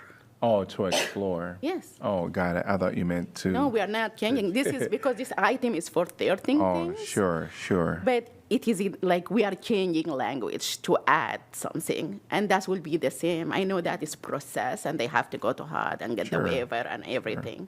But explore this idea. Yeah, I think it's great. Yeah. Yeah, so, Okay, thanks. all right. Any other comments? So we've given direction, the majority of council. All right, roll call, please. Burgess. Yes. Harmson. Yes. Mo. Yes. Sala. Yes. Teague. Yes. Wyline. Yes. Alter. Yes. Motion passes 7-0. We're on to item number 6P from our, 6K from our consent agenda. I think it is. No, It is 6P, time. correct. 6P. Yeah. 6P from our consent agenda, architect and engineering agreement for Summit Street project. And anyone from the public like to address this topic? We'll need a motion first, Mayor, if we Oh, could. yes. So Can I get a moved. motion, please? Second. All right, moved by Harmson. Harmson, seconded by Mo. Anyone from the public like to address this topic? Say no one in person or online. Council discussion. Yeah, I think this is simply we want to like approve the design and everything. It's not like something major. We're not doing anything. But last meeting, I proposed that to change some of the 1 bedrooms to make it 2 bedroom or 3 bedroom because I think the demand is a lot when it comes to families. And I want to revisit that idea again. And I tell you, I think I spoke to Jeff also about this. And, at this point, we did not do anything. Like, we did not build and we want to change. And we did not design and want to change. That's why I feel like from my own experience with families during the last, from 2023 until now, that the people we house, I house like 272 people who are renting as their own. Those people are not in the Section 8 waiting list. Those people are not in any kind of waiting list because, the waiting list is closed. But those are families who live crowded. Like 7 people live in 2-bedroom apartment, and, 4 people live also like with somebody else, and, yes. That's why I think there is a demand of doing it. And now the city become a developer. That's amazing. I love it. And we are doing 50% of the unit that we're going to say, if we are going to do 36 and 18 of them is 1 bedroom, I just feel like we are doing for certain kind of like group of people. I want to see like some equity. This is now, it is whatever square feet it is. I want to see like 1/3 is 1 bedroom. 1/3 is 2 bedroom, and 1/3 is 3 bedroom. Even that, if the 3 bedroom is not become 12, will be less than that because it's 1/3. Even if 2 bedroom is not 7, it could be like more a little bit, and the 1 bedroom could be less. That's what I really wanted to ask the council if we can do it. Since this is our first project, let's start it for everyone and divide this area by those people. I think it is just a matter of us directing the designer to do it. That doesn't mean the designer have to do like 33%, maybe 35 for 1 bedroom, maybe like this, wherever the designer figure it out. Because at this point, we don't know like how many room will be fit there. So I just want the council to just understand what I'm coming from and why I'm doing this, and let us give directions to do like 1/3 for each. And after that, the design can come back to us and say, you know what, really, we're gonna do like 12, one bedroom, we have to do it 13. We have to do it 14. But, with that consumption in mind. Just to make sure I'm following correctly, what you're talking about with the 1/3 is of the total square footage, right? Yes. So you'd be talking about roughly, it doesn't have to be exact, 33% of the square Exactly. footage for 3, 2, and 1, which would end up being still higher numbers of 1 and 2 bedroom, but you'd see more parity with a variety of needs. Shooting for an approach that way. Exactly. And when I talk about this, because, that area, I live close to that area, by the way, but that area is really great for family. The school is just like walking distance. The highway is just cross like street from them. And like everything there, it feel like family-oriented bus line and everything. So that's why I will say, like, let's everybody live there. When I say by everyone, people who need 1 bedroom, people who need 2 bedroom, people who need 3 bedroom. I know when we talked about this last meeting, one of the things that was coming up, we had several different data points looking at where the majority, where the need was, right? And there's a need across the spectrum. I know as I was thinking about this and thinking about the things you talked about, I guess the one question I would, maybe staff can sort of give us an idea of this, if we were to do roughly third, will they all fill? Because the one thing I don't want to have is, and I'm thinking the answer is going to be yes, but I would just like to hear that, if whatever we do, that we're going to have, we're not going to have the wrong size for needs. Are we going to fill those units? Because that, to me, No, that's they'll like, fill. does that make sense? Yeah. Tracy Heishu, Neighborhood Development Services Director. We have such need in 1, 2, and 3 bedrooms. Yes, we Okay. believe if we build it, they will come. We were just looking at the need we see for 1-bedroom in households. That is why we put the recommendation that we did. Sure. No, About I the- get that too. I think it all makes sense. Like I said, my thought is if we're filling whatever if we're building stuff that people need, then I'm okay with, doing a nudge towards 33, third, third. That's fine with me. I also have a question for Tracy. I assume you were alerted that Councilor Salah was going to ask about sort of changing the numbers a little bit. Did you have a chance to look at the sort of the pro forma for how this building operates and like whether this works financially for us to make this? I know that the recommendation that came to us was based on data and research and our national consultant, but I also know there's probably some fudge room. Does this Yeah. work financially?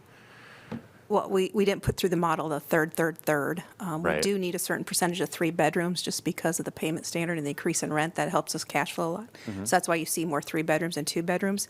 And then the 1 bedrooms just for basically purely need. We need 1-bedroom accessible apartments because we have so many people that are in 1 bedrooms that can't find accessible 1 bedroom, so they're in 2-bedroom units. And so they're paying more than 40% of their income on rent. So that's why we prioritize 1 and 3 bedrooms. Yeah. 3 bedrooms helps us cash flow, but there's also a huge need for us for 1 bedrooms that are accessible.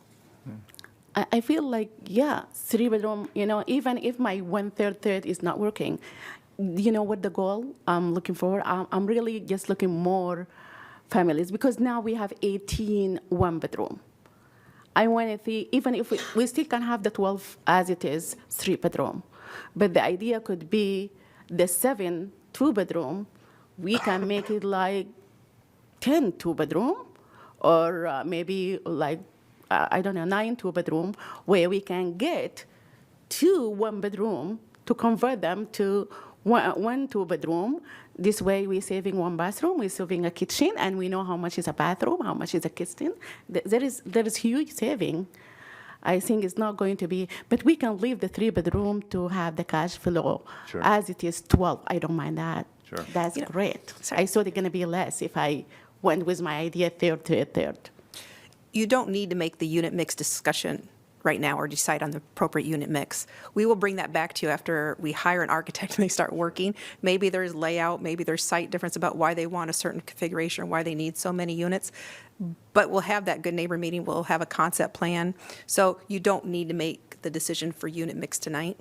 Yes, I understand that. But we did know, and I'm not contradicting you at all. I'm just remembering that it was like to know sort of where council is at. Exactly. Yeah, when we go Earlier through the is concept, that'd be better, earlier than later. So once we hit final design, we need to know the unit mix by the time we hit final design. But since we haven't even hired an architect yet. Yeah, it might be a little, what? You know, So if I'm hearing you right, I think what we're talking about here is maybe, you know, when the conversations with the architect happens, say, the council's interested in this, is it feasible? Give us maybe an option, and then here's the other one, you know, just Yeah. to put it into the conversation, and then you can come back to us and see what they say, and is that? yes, exactly. Okay, yeah. And, you know, just to be honest Fine with with you, I know that it's better to give directions early, or at least to know what in the council mind, so that we can tell the designer. And if I just like start refreshing my mind as a civil engineering by training, I think wherever we ask the designer, they should do what we ask him to do. And after that, he can say, oh, I know that, but you cannot fit like 7 two-bedroom. But yeah, as much as the engineering should reflect what we ask him to do. And hopefully, just I want you to know if we have consensus in here, the people want to do that, and after that, we can come back to it. I just want to make sure also that we maintain it within whatever the budget, you know, our costing, you know. Right. So it's that mosaic or the jigsaw puzzle of, you know, that we have a preference for more family-centric. Sure. But still keeping it within the budget that we've, you know, the grant that we've gotten and the costing that we're thinking it's going to be. Putting all things in the mix. Yeah. Yes. So if it But 30 I've definitely come to think that it's like, it is such a Needed. great place for families and to understand that it might be, if that's the direction that council wants to be, I mean, that's also, you had raised it last time, but it sort of let us the rest of council sort of sit and stew and marinate in it and be like, how do we feel? And, yes, you know. exactly.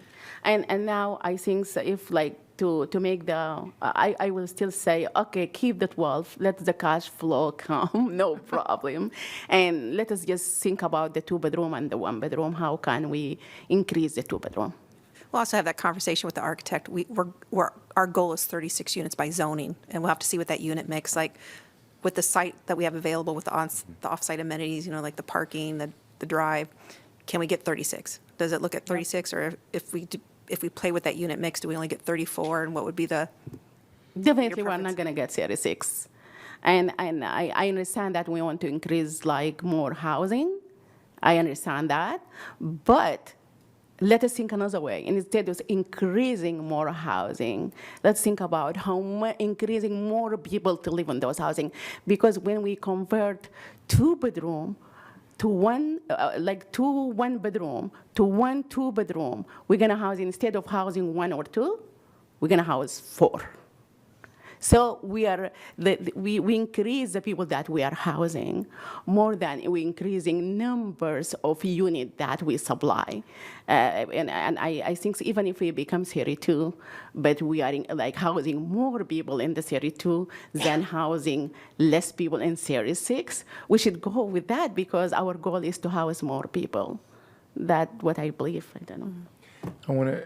I do hear council in agreement with coming back with some opportunities for the council to consider. Do you need anything else? Do you understand? Because the majority of the council is saying yes. So, Increase. all right, great. Thank you. All right, any other comments?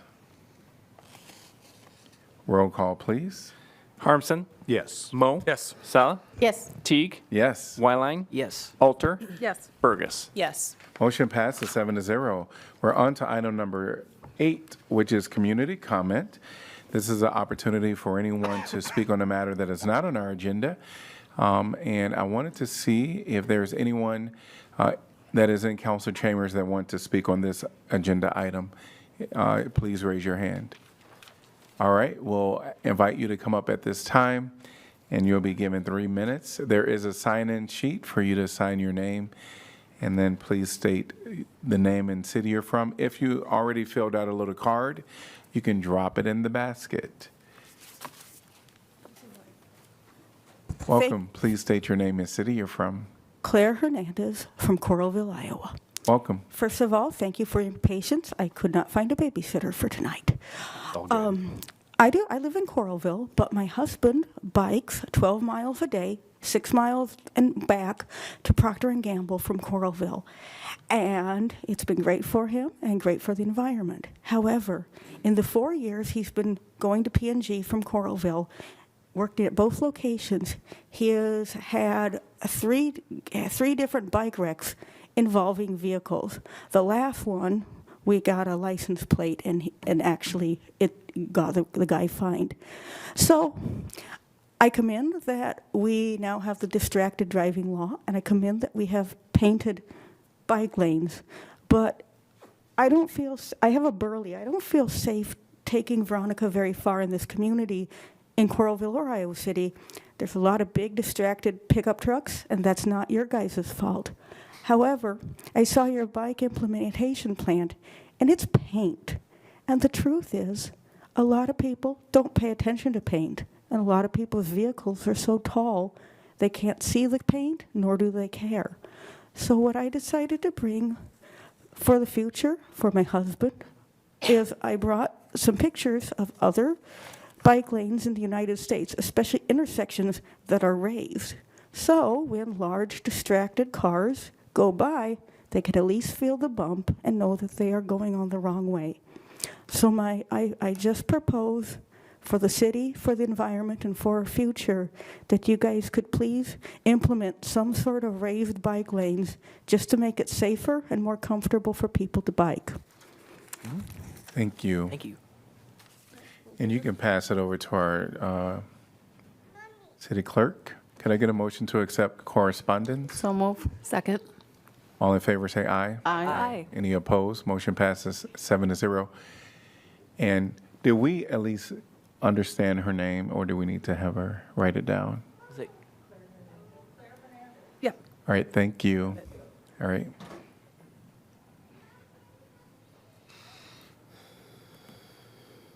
Welcome. Please state your name and city you're from. My name is Brandon Ross. I'm from Iowa City. Just listening about the unaffordable housing situation, we could probably do well if we just got rid of the landlords, but that might be too simple.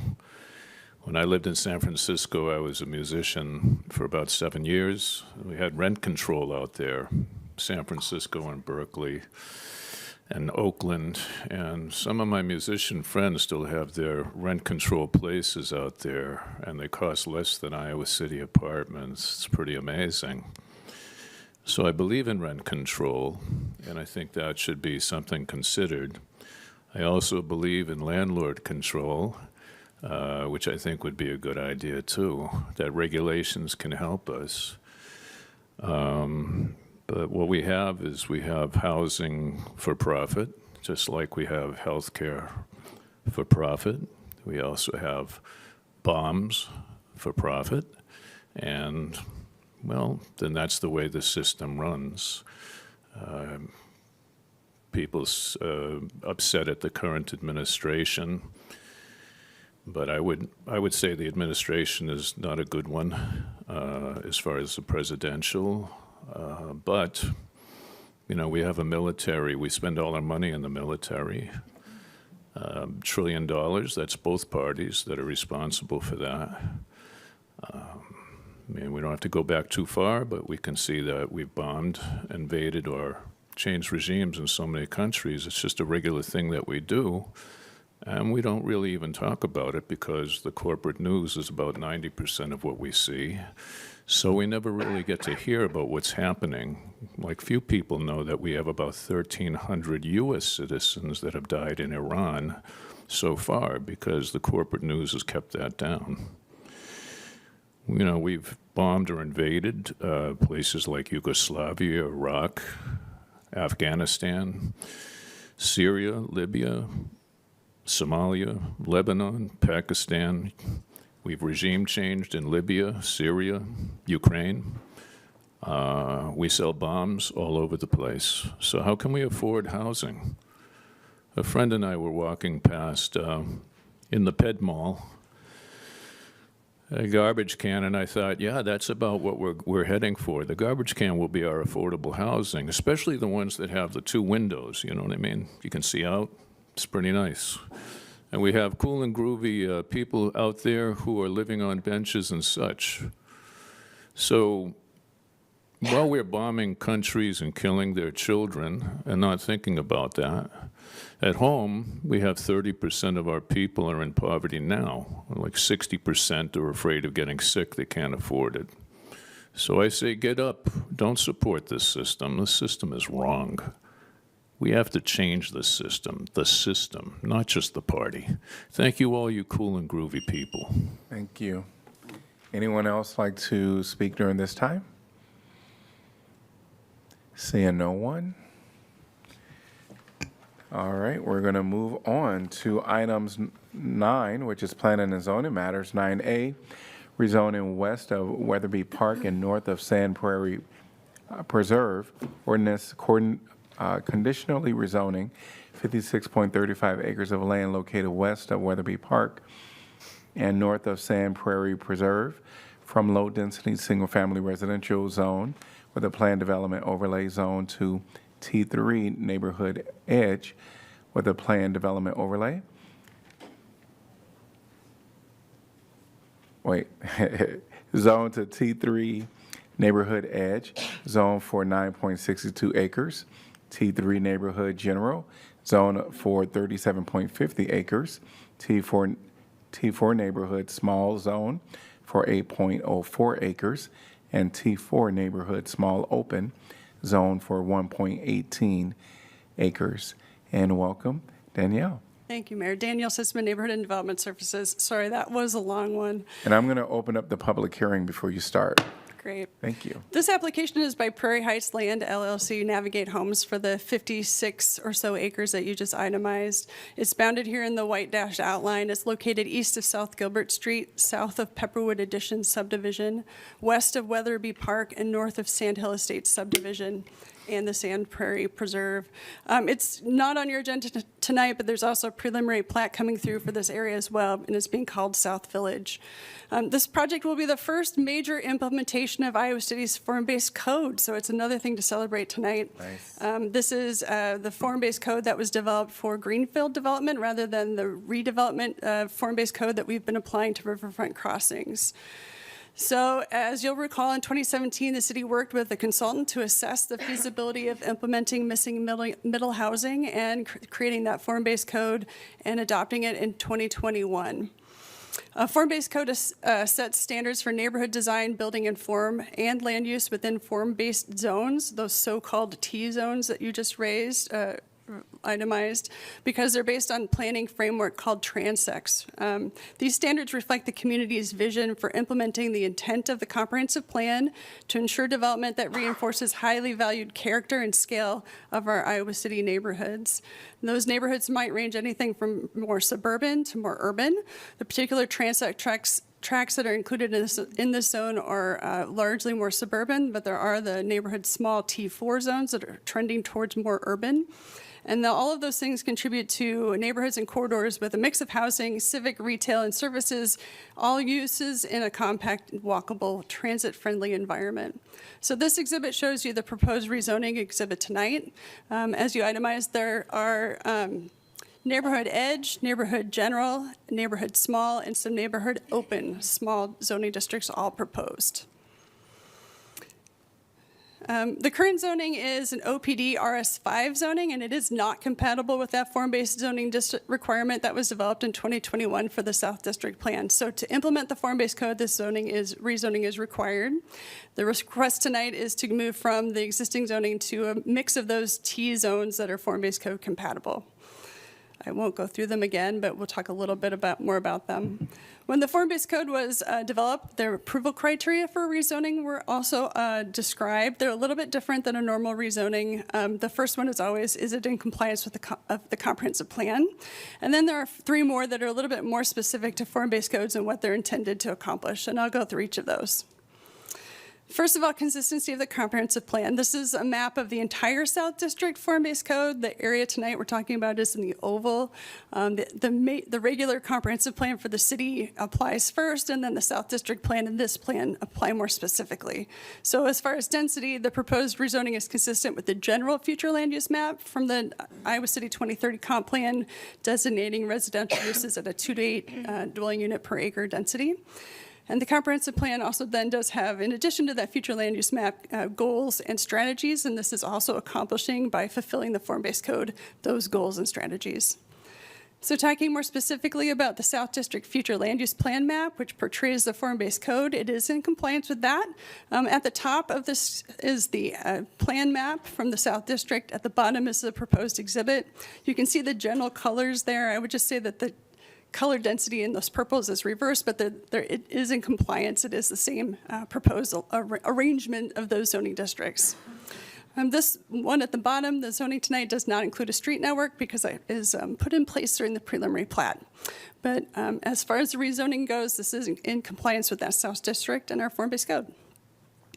Then moving on to the other criteria that we review, the zoning is organized to respond to the various site conditions, including existing surrounding neighborhoods and sensitive areas. This is a bit of an infill development. While the code was written for greenfield development and there's never been development on this parcel, it is surrounded by existing neighborhoods. So the proposed rezoning is sensitive to that and puts the types of zoning on its edges that is compatible or intended to transition from those areas. It also celebrates the Weatherby Park space and their surrounding civic spaces and is sensitive to sensitive features like the Prairie Reserve. The third criteria is that the proposed rezoning has demonstrates appropriate transitions between form-based zoning designations. This is, again, to be sensitive to the context of the transitions between themselves on the site and ensuring that, for example, when that road network is proposed, that the zoning is compatible across roadways. And then fourth, the proposed project has been designed to address specific conditions of the proposed project. One of the sensitive features in the vicinity is the prairie remnant or the Sand Prairie Preserve, and so it is also sensitive to that. So a little bit about this site. As I said, it's a bit of an infill. It was initially part of Sand Hill Estates. It had been developed, other phases of Sand Hill Estates had been developed around it. But this is a proposed rezoning to a form-based code to implement our South District form-based code. We did adopt some zoning code text amendments, if you'll recall, in March of 2025 to continue to fine-tune that form-based code after it was initially adopted in 2021. So we're here tonight for the rezoning. In a couple weeks, you'll see the preliminary plat, and then it would be final plats and building permits after that. So based on a review of the relevant code criteria, staff recommended approval of the proposed rezoning with 3 conditions. Those conditions include installing traffic calming measures, installing additional pedestrian connections to Weatherby Park, and the installation of a fence along portions of the property bordering the Sand Prairie Park or the Sand Prairie Preserve. At its February 18th, 2026 meeting, the Planning and Zoning Commission concurred with staff and also recommended approval of the rezoning with those 3 conditions.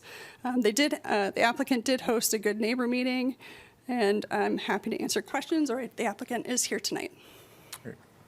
I don't know my T zonings yet. Is 267 lots, will that in this development, is what I think I see in the staff report, is that right? Does that translate to 267 units, or is this a mixture of single family and duplex multifamily? Something you'll see at the prelim plat and definitely in more detail. The form-based code rezoning requires a mix, so there'll definitely be a mix.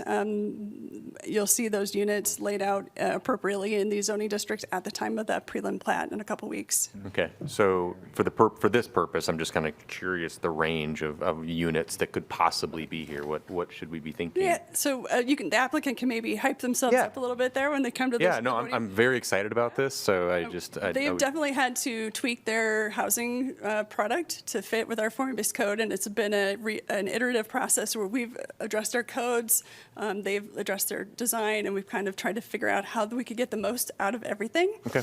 So they have large and small homes, they have duplexes, they have a bit of a cottage court development proposed in the development, but again, you'll really see those details on the prelim plat. Other questions? I believe you also talked about the conditions and that some of them was additional pedestrian entrance into Weatherby Park, and it says it'll be shown in the prelim plat, so it's right. Just to be. And just to highlight, the Prairie Preserve is not the same kind of park as a lot of our other active Right. parks. No, There's- it's just, I mean, So I know it has that more limited connections, but yeah, that would be a thing that would be portrayed on the prelim plat and as required by the zoning commission. Right. So we'll just wait for the plat to be able to see the entrances into Weatherby.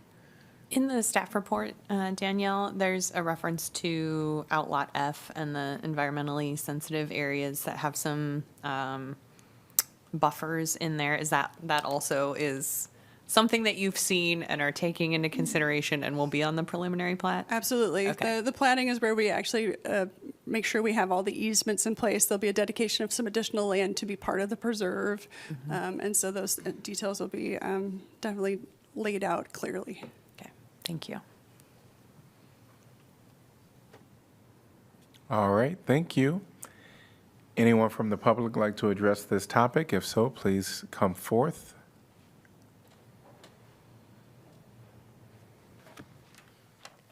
Good evening again, councilors. Mackenzie DeRue with Greater Iowa City, Inc., here to speak on strong support of your consideration of Navigate Homes rezoning application.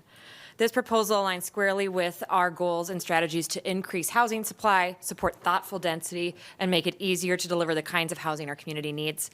As Iowa City continues to grow, projects like this are essential to ensuring we are adding homes in the right locations at the right scale and in ways that strengthen neighborhoods while expanding opportunity for all.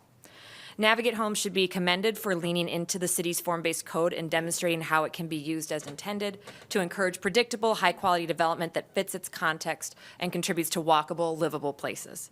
Form-based codes can be challenging to navigate, particularly for smaller or mission-driven developers, and Navigate's willingness to take this on helps show that these tools can be accessible, understandable, and effective when applied thoughtfully. This application reflects the type of partnership Iowa City has been working toward, where community goals, clear regulatory frameworks, and private sector leadership come together to deliver real outcomes.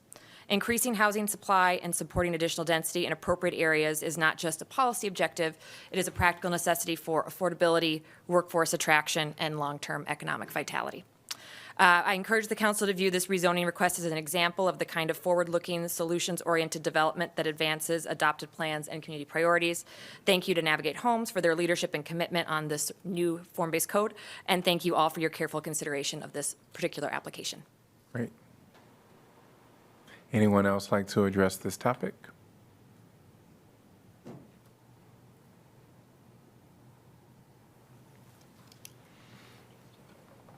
Welcome. Hello, hello. I know. Please state your name and city you're Mark Sines from. from the wonderful South District of the city of Iowa City. And I am here sharing council members Mo's excitement for this new development. I was on planning and zoning when we worked on this form-based code for many, many, many months, engaging builders, developers, partners, and most importantly, the residents of the neighborhood in coming up with the form-based code and the concept behind the missing middle.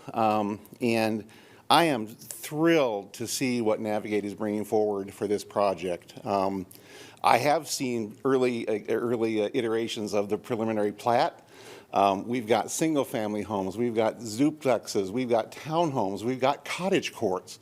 We've got every single element of the form-based code and the missing middle concept. And there was a good neighbor meeting a couple months ago. Probably one of the best attended good neighbor meetings I've seen or heard of in a long time. There were probably around 40 to 50 neighbors there. And I can say I was there representing the South District Neighborhood Association. I'm the president of the South District Neighborhood Association. I'm speaking tonight on my own accord, just to be clear.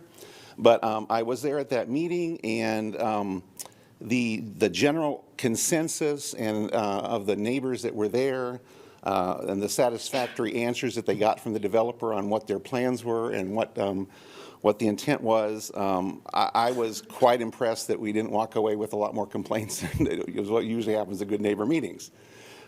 So I encourage the council to move forward with the rezoning, and when you see the plat, to move forward with the plat and get this exciting new development started on the south side.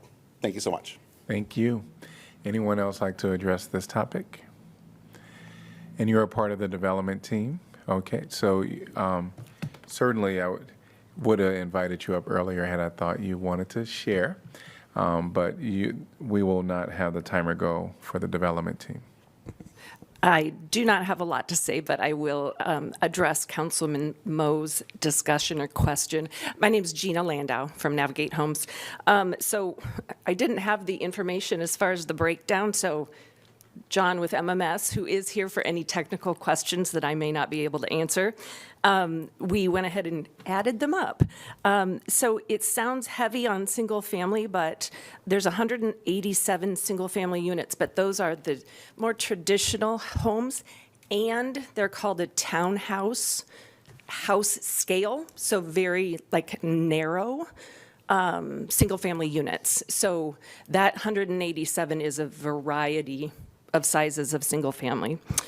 We have 76, and duplexes. I'm sorry, duplexes are mixed in there too, in that big number. We have 76 attached townhomes, so those are kind of like the fourplexes that you're used to seeing.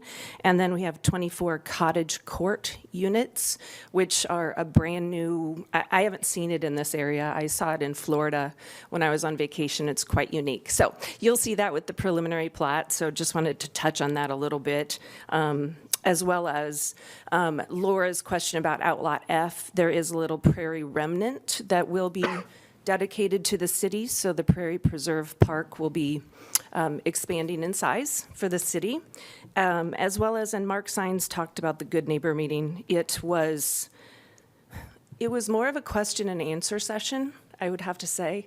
It was very good. There were concerns. We discussed many things, but it was just kind of people wanting to know, and it was just putting it out there for everyone. It lasted quite a while, but it was very good. We did take away that after the Good Neighbor meeting that we were thinking one of the streets wasn't going to need raised pedestrian crosswalks. After discussion with the neighbors, it was decided that we better do it so we don't have cars racing around the side. So that's kind of off the rezoning topic, but it was kind of addressed a little before. So I'm happy to answer any questions if you do have them. John, do you have anything you want to say? If you do have, like I said, questions, John Marner is here as well. No questions. Thank you. Thank you. All right. Just want to make sure if anyone from the community want to make comments on this, please come forth at this time. See no one in person or online. Just wondering if council is inclined to vote alongside P&Z recommendations. All right. I'm going to close the public hearing. Could I get a motion to give first consideration, please? So moved. Second. Moved by Mo, seconded by Alter. Council discussion. Just to reiterate, just to reiterate what others have already said, but it is very, very exciting having been on council since 2020 when we had Opticos here and the development of the form-based code and then the implementation of that into our zoning code. I know it was a complicated process and took a lot of effort. And then getting to kind of that next stage of having a developer who's willing to actually look at what that application would be on a specific piece of ground and be able to say, we might need a few more tweaks, but we know we can make this work. It's very, very exciting. And hopefully we'll have more development under the form-based code. I agree. Isn't that like 7 years? Yeah. Yeah. Moving at the speed of city, Yep. Yes. but moving, so this It's is moving. awesome. I'm finally, yeah. Does anybody have John Thomas's forwarding email? Because I feel like he would be excited to know this. Yes. Yeah. Yes. I'm so sorry for breaking the rules, but I have a question now that I think about it. And now is an opportunity to talk to either staff or to the developers if you desire. Yeah, okay. Because I also, like Counselor Moe, have not,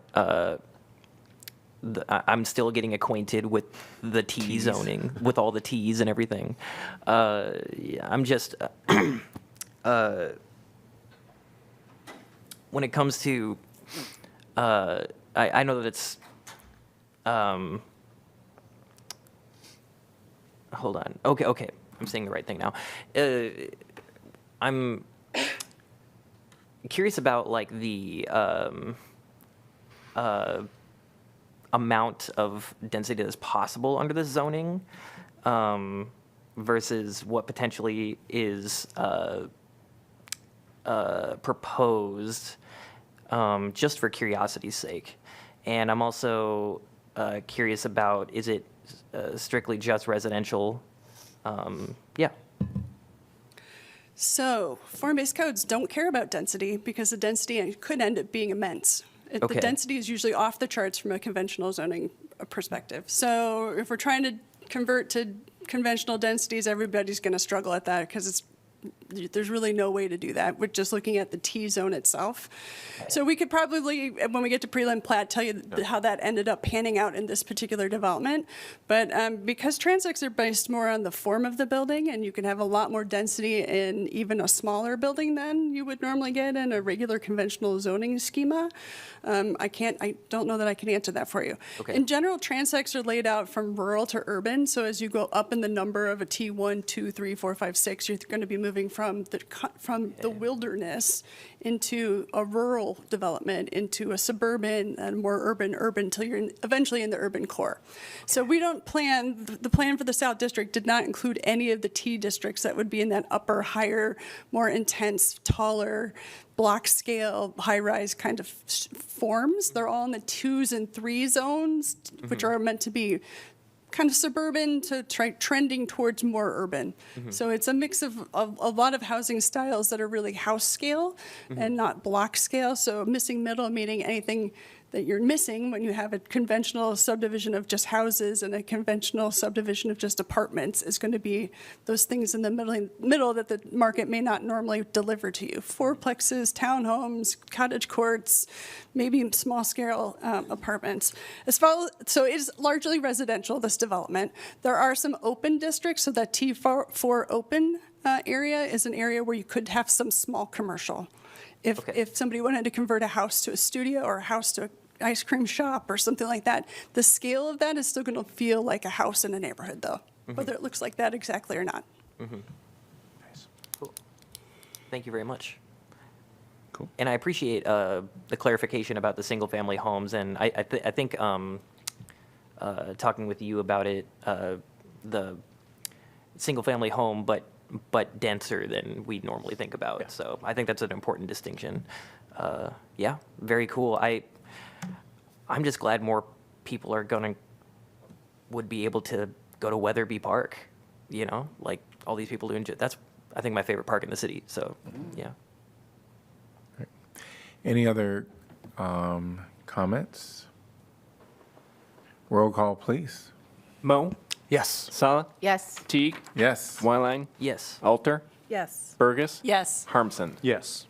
Motion passes 7-0. 9B, zoning code text amendment, parking and open space requirements for the conversion of guest rooms and hospitality-oriented retail uses to residential. Ordinance amending Title 14, zoning to exempt guest rooms and hospitality-oriented retail uses that are converted to residential uses from the parking and open space requirements for multifamily, residential, and the central business. I'm going to open up the public hearing and welcome again. Thank you, Mayor. Danielle Sussman again. This is a staff proposed amendment to the zoning code to address vacant hotels in the downtown core and provide a pathway for increasing the city's housing supply by removing obstacles for adaptive reuse of those vacant buildings when they're in a CB10 zone. So downtown Iowa City contains a handful of hotels in the CB10 zoning district and or riverfront crossing zones. 2 of the 3 that are in CB10 are currently vacant. That would be Hotel Vetro and the Chauncey. The third that is not vacant is the Graduate. development. Both of the sites for the Vatro and Chauncey contain a mix of uses with commercial and office space in the lower floors, hotels on the middle floors, and residential units on the upper floors.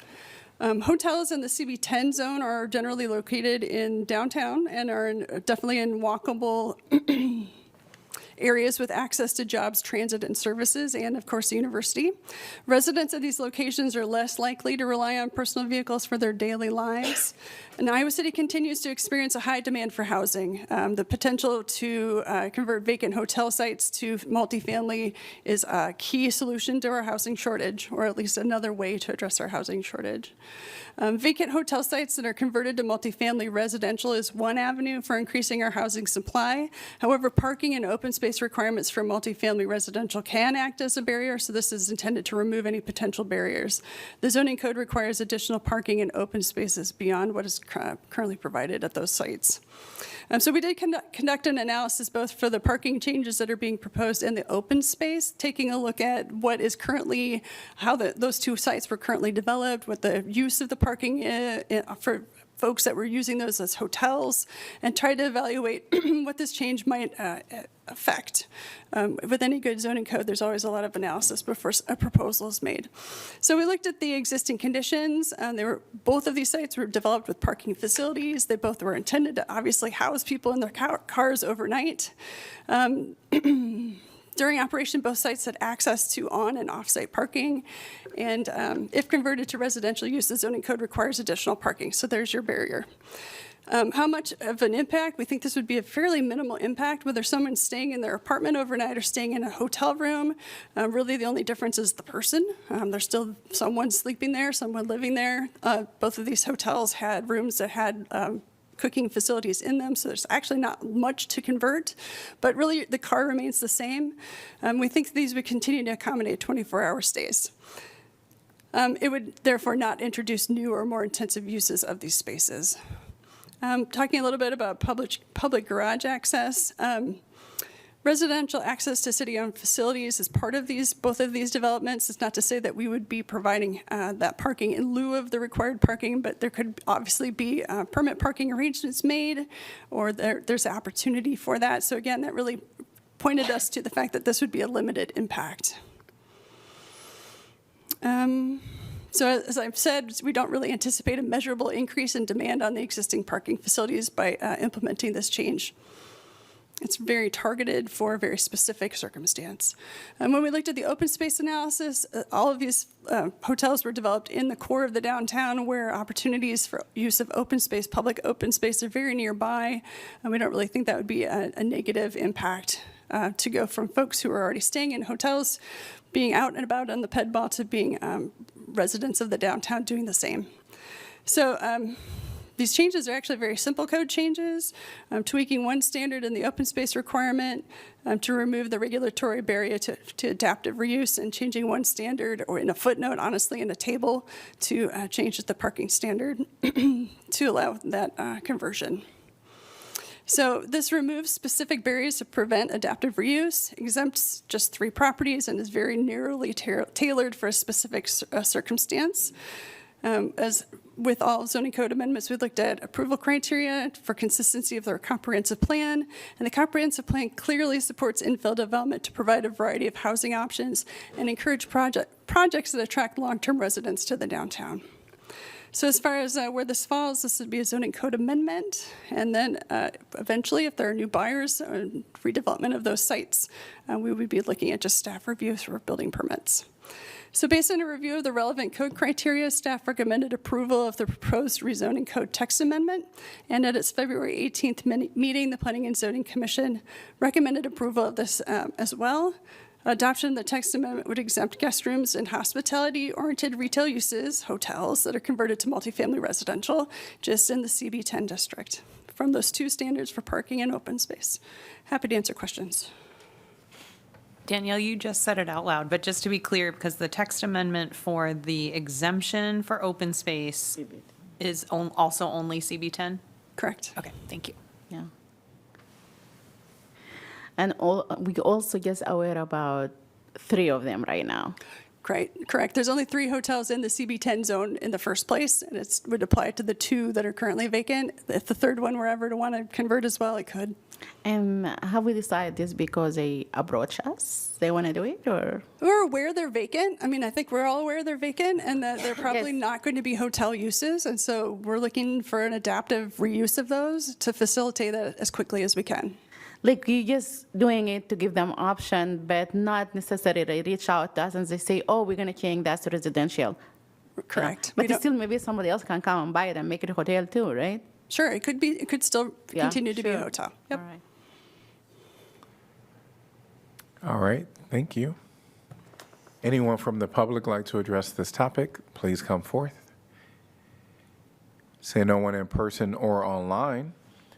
Before I close the public hearing, just wanted to see if council was inclined to vote along with P&Z. Yep. All right. I'm going to close the public hearing. Could I get a motion to give first consideration, please? Move for this consideration. Saleh. Second, Alter. All right, council discussion. I was a little concerned at the outset when I saw this, when we set the public hearing, that this would be a weird loophole we would create, but our staff was able to provide me with plenty of information to say this would be a terrible decision for somebody to develop a hotel and then immediately convert to residential from a financial perspective. So thank you for going through the due diligence and telling me why that was Yes. not something to be worried about. Yeah. So, I was sort of going through the same thoughts in yeah, my head. so Let's just anyway, say I that. support this. This makes sense. It's practical. We got space. We should have people in it. And I think, Adaptive reuse. yeah, and in terms of this, hopefully doing it quicker, the longer anything sits vacant, the more likely of some expensive damage and whatever else. So the faster that we can nudge this along, I think that's to our benefit. Yeah. As a And city. also like close by public parking, so. Yeah. And it's close It's to a not lot of bad. public transit. Exactly. Yeah, If they don't decide not to use car, yeah. It's just kind of weird timing. I recently read a couple papers about the SRU law in France, which mandates that local municipalities reach a certain percentage of like social housing, yada yada yada. And Paris is going even further because they're even cooler, and their biggest way of meeting that mark is hotel conversion. So it's just like a very effective use in that way. So I don't, yeah, I think New York City is looking at that as well. yeah, cool.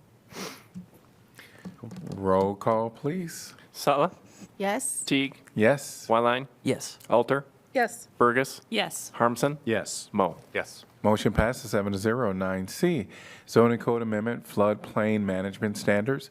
Ordinance amending Title 14 zoning related to the city's floodplain management standards to address comments from the Federal Emergency Management Agency in order to maintain the community's continued participation and eligibility in the National Flood Insurance Program. This is the second consideration, and the staff is requesting expedited action. I move that the rule requiring that ordinances must be considered and voted on for passage at 2 meetings prior to the meeting which is to be finally passed be suspended, that the second consideration and vote be waived, and that the ordinance be voted on for final passage at this time. Moved by Mo. Second, Harmson. All right. Anyone from the public like to address this topic? See no one in person or online. Council discussion. Roll call, please. Teague, Yes? Wyline, Yes. Alter, Yes. Burgess, Yes. Harmson, Yes. Mo, Yes. Sala. Yes. Motion passes 7-0. Could I get a motion to pass and adopt? So moved, Burgess. Second. Wyline. Roll call, please. Wyline, Yes. Alter, Yes. Burgess, Yes. Harmson, Yes. Mo, Yes. Sala, Yes. Teague. Yes, motion passes 7-0. 9D, preliminary plat, Sky Commerce Development. Resolution approving the preliminary plat of Sky Commerce Development subdivision, Iowa City, Iowa. Can I get a motion to approve, please? So moved, Alter. Second, Mo. And welcome Danielle. Thank you, Mayor. The owner, Stephen Moss, is requesting approval of this preliminary plat for Sky Commerce Development. It's a 62-acre subdivision of land containing 5 lots and 1 outlot. It's located northwest of I-80 and Highway 1. The purpose of the subdivision is to create those 5 lots for development in a future time by ATI Group and that 1 remaining outlet.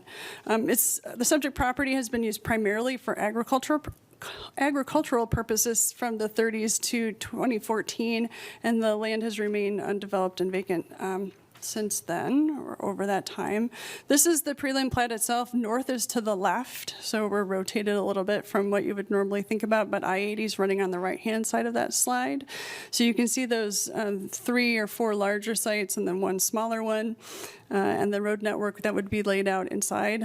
These are rather large sites, which matches the zoning, and the anticipated development would be constrained by the current zoning. The current zoning was put in place several years ago in anticipation of this kind of development. This is the most current plat, so if you'd been looking in your packet, the one that came to the P&Z had some refinements that needed to be made. They've all been made, and this is the current version.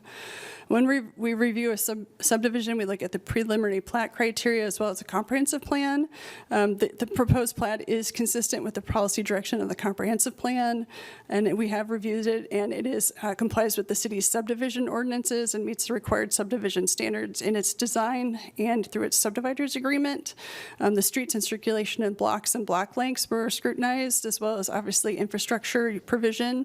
There's no open space requirements since this is an entirely commercial anticipated to be entirely commercial development, so no public open space would be required. There are environmentally sensitive areas, but none of them are being impacted beyond what's allowed by administratively through our codes. They've met all of those sensitive area protection requirements. They're actually well below several of them. This land does have a history of kind of going through rezonings in anticipation of development over the years, 2010, 12, 14, and 15, without any development occurring. Most recently, though, we did do a comp plan amendment and that rezoning in 2013 to position it for redevelopment. So this preliminary plat is that next step. There would be final plats needed to actually finally create the lots for sale and development, and then we'd be doing site plan reviews and building permits. So based on a review of the relevant code criteria, staff did recommend approval of the proposed plat, and at their March 4th meeting, the Planning and Zoning Commission concurred with that staff recommendation. And as I said, the plat's been updated and all those deficiencies corrected. I'm happy to answer questions. No hearing. Thank you so much. Anyone from the public like to address this topic? Seeing no one in person or online, council discussion. Roll call, please. Alter? Yes. Burgess? Yes. Harmson? Yes. Mo? Yes. Sala? Yes. Teague? Yes. Wyline? Yes. Motion passes 7-0. We're at item number 10, which is our regular formal agenda. 10A is vacate easement, resolution to vacate a storm sewer easement in Block 18, County Seat Edition. And I'm going to open the public hearing. And I'm going to welcome our city attorney, Eric Gores. Thank you, Mayor. Briefly, this is part of the Hive development. Previously, it was a number of parcels that were placed together, and there was a storm sewer easement that ran through it. That was relocated upon the development of the Hive and now is no longer needed, so we'd like to vacate the easement. All right, any questions? Hearing none. Anyone going to open up? Anyone from the public would like to address this topic? You're invited to come up at this time. Seeing and hearing no one in person or online, I'm going to close the public hearing. Could I get a motion to approve, please? So moved, Mo. Second, Alter. Council discussion. Roll call, please. Burgess? Yes. Harmson? Yes. Mo? Yes. Sala? Yes. Teague? Yes. Wyline? Yes. Alter? Yes. Motion passes 7-0. 10B, Alleyway Improvements 2026 Project, Resolution approving project manual and estimate of cost for the construction of the Alleyway Improvements 2026 project, establishing amount of bid security to accompany each bid, directing city clerk to post notice to bidders, and fixing time and place for receipt of bids. I'm going to open up the public hearing and welcome Tim. Good evening, Mayor and Council. My name is Tim Schmedeke, and I'm a civil engineer with the city's engineering department. The Alleyway Improvements 2026 project is a project that involves the reconstruction of the alleyway pavement between North Gilbert Street, North Van Buren Street, East Market Street, and East Jefferson Street. This image here shows the project location. property owners along the alley have expressed concerns over the years with their alley pavement being in poor condition. They reached out to the city, and the city agreed to meet the property owners halfway and pay for half of the reconstruction of the alley, as there will be, the project will meet city standards there. The city will also maintain the alley pavement for 20 years. The reconstruction includes sidewalk curb ramps on the east and west ends of the alley, the mainline paving of the alley, and pavement tie-ins between the right-of-way line and the edge of the alley. As you can see here in these images, the existing conditions of the alley are in pretty rough shape. There is a sanitary sewer manhole that's in that bottom right image there that will be replaced during the project. This is the financial responsibility of the city. The alley will be closed to through traffic for the duration of the project. There will be temporary impacts to property owners along the alley there as the contractor moves along throughout the project. The property owners are aware of these impacts, and we will meet with them to go over specifics as we get closer to the beginning of the construction. The estimated construction cost is $228,000. The property owner's share of this construction cost is that $228,000 minus the cost to replace the manhole and then divided by 2, so roughly $108,000. The bid opening is April 12th. The contract will be awarded the following Tuesday on May 5th, and the construction will take place from June to September of 2026. The alley paving itself will be wrapped up in July. We just have items that can't be completed during the summer heat, so that's why that construction goes on until September there. Here's my contact information. That's all I have for you today. Thank you for your time. Are there any questions? When the city paves an alley, and we do a cost share like this, who maintains responsibility for maintaining that, like scooping the snow? Snow removal won't be on the city. That'll be on the property owners. But repairs to pavement would be the city's for 20 years? Yes. Is that how that works? Okay. I don't know if this is a question for you or for Jeff, but what precipitated this partnership? Because as I've understood, alleys have always been the responsibility of the owners who's, that abut that. So what kind of was it because of the sanitary sewer or just? Yeah, this one's a little bit unique in that it is in a partly a commercial setting as well. So we have done commercial alleys in the downtown, for example, with the Dubuque Street reconstruction project. We redid that alley that runs kind of behind 21 South Lynn over towards the senior center there. So typically in those commercial alleys, we have, well, not really a top priority for us. We have addressed them. This has that commercial element to it along with the residential. We know it's heavily used not only by the people living there, but also people accessing John's Grocery too. So it is a bit unique, but I think it's a little unique setting too. Yeah. Thank you. It's bad. Yeah. Oh, yeah. It's really bad. All right, here are no more questions. Thanks. Anyone from the public like to address this topic?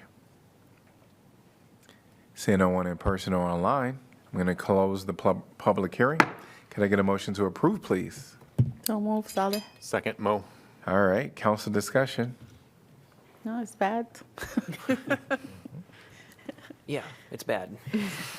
Roll call, please. Harmson, Yes. Mo, Yes. Sala, Yes. Teague, Yes. Wyline, Yes. Alter, Yes. Burgess. Yes. Motion passes 7-0. 10C, Bike Master Plan Implementation 2026 Project.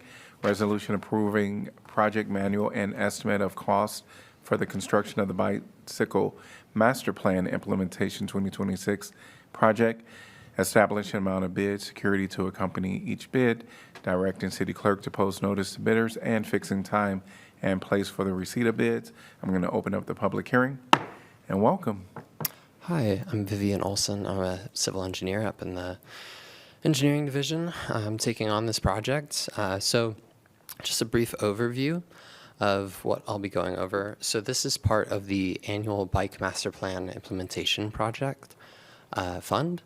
And so kind of going over what that is, what that funding source looks like, and then more into the specifics of the project, what this round of it is going to do, and the day-to-day impacts that we anticipate. Beyond that, we'll take a look at the project timeline, and then the cost estimate, and then I'll pass it back for questions. So, like I said, this is part of a larger bicycle master plan implementation. There's the city's bicycle master plan and also the sort of larger corridor area master plan for that. And this is an annual fund that receives funding each year that then accrues, and then we spend it on larger projects like this. So this fund, S3827, gets about $35K each year, and then when we hit sort of a point where there's a project that we can go for, we go for it. The project in the CIP includes construction of bike lanes and conversions of 4-lane to 3-lane roads in areas that have been identified by the master plan to have high sort of variable transportation. This addresses a couple of our goals, obviously the master plan, but it increases mobility through these areas by expanding the options that people can use, and also safety and well-being. It obviously reduces the need for vehicular traffic, which can be hazardous, and additionally, promotes activity, healthy ways of moving, and reduces the carbon footprint of the city, which is kind of part of our goal as well. So this go-around, there's a couple of different project areas with this implementation. There is Sunset Street, which is more of a residential area, and then South Gilbert Street. And we'll get more into specifically what extents are for each one. And then just as part of this, we're lumping in a very small section of Mormon Trek Boulevard that we're adding a turn lane. That's just to reduce duplicate mobilization costs for the contractor, so reduce our costs there. And it'll be funded separately through just sort of a streets maintenance account. Very minor. So taking a look at Sunset Street, this is a residential 2-lane street, but it is massive from back of curb to back of curb. It's about a 50-foot roadway currently, and so you have kind of dual lanes. You can really cruise, which is not ideal. So what we're looking to do is a lane width reduction from sort of almost 25 feet for each lane down to something maybe more reasonable for a car, about 12 feet. And then bike lanes on either side. As part of this, there is currently on-street parking on both sides. We took a look, and I'll have a larger graphic overview coming up. And we are preserving parking on the east side of the street, which has more direct driveway access. And we are converting sort of the cross section to remove parking on the west side, which has more connections to side streets, and there's still parking there and less direct driveway access. So these are some of those cross sections you can see going from 2 lanes or at the sort of intersection down at Highway 1, having some turn lanes included as well. And these are buffered bike lanes. So you have the 6-foot width, and then additionally a painted buffer to add some space between the cyclists and drivers. So this is kind of the extents of the Sunset Street implementation. So north is Page Right. So we connect up with the Benton Street bike lanes that are existing, and with the Highway 1 Sunset Trail down to the south. So it's bordered by existing bike lanes, and this creates a connection between. So parking is removed on the west side here, and you can see there are a number of connections to side streets and courts and that kind of thing. And there's relatively few direct driveway accesses on this side, as opposed to the east side, which has quite a number of them. This was following a parking analysis by the MPOJC to sort of take a look at things. We did, during the neighborhood meeting, have somebody bring up concerns about parking during game days. Given that that's a sporadic event and mostly people traveling from outside the area, I think primary motive is to serve the residents in the area and understanding that in those specific high parking load events, parking would be redistributed to other areas. Obviously, we don't want people parking in bike lanes. South Gilbert is the other location. This is a 4-lane to 3-lane conversion.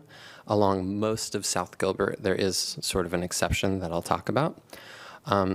So typically, the cross-section through here is 4 lanes, again, wider throughout. And the traffic demand for most of South Gilbert does not really require that many lanes. And so instead of going from 2 lanes in either direction, we'll have 1 lane in either direction and a turning lane through the center, and bike lanes on either side. This does not include the area directly off of Highway 6.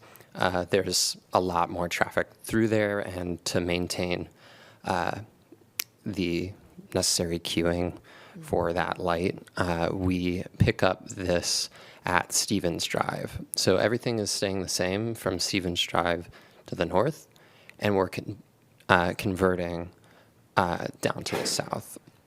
To provide continuity, we're having sharrows, those sort of shared lane signs added in that red section, but there won't be any change to the cross section of the road.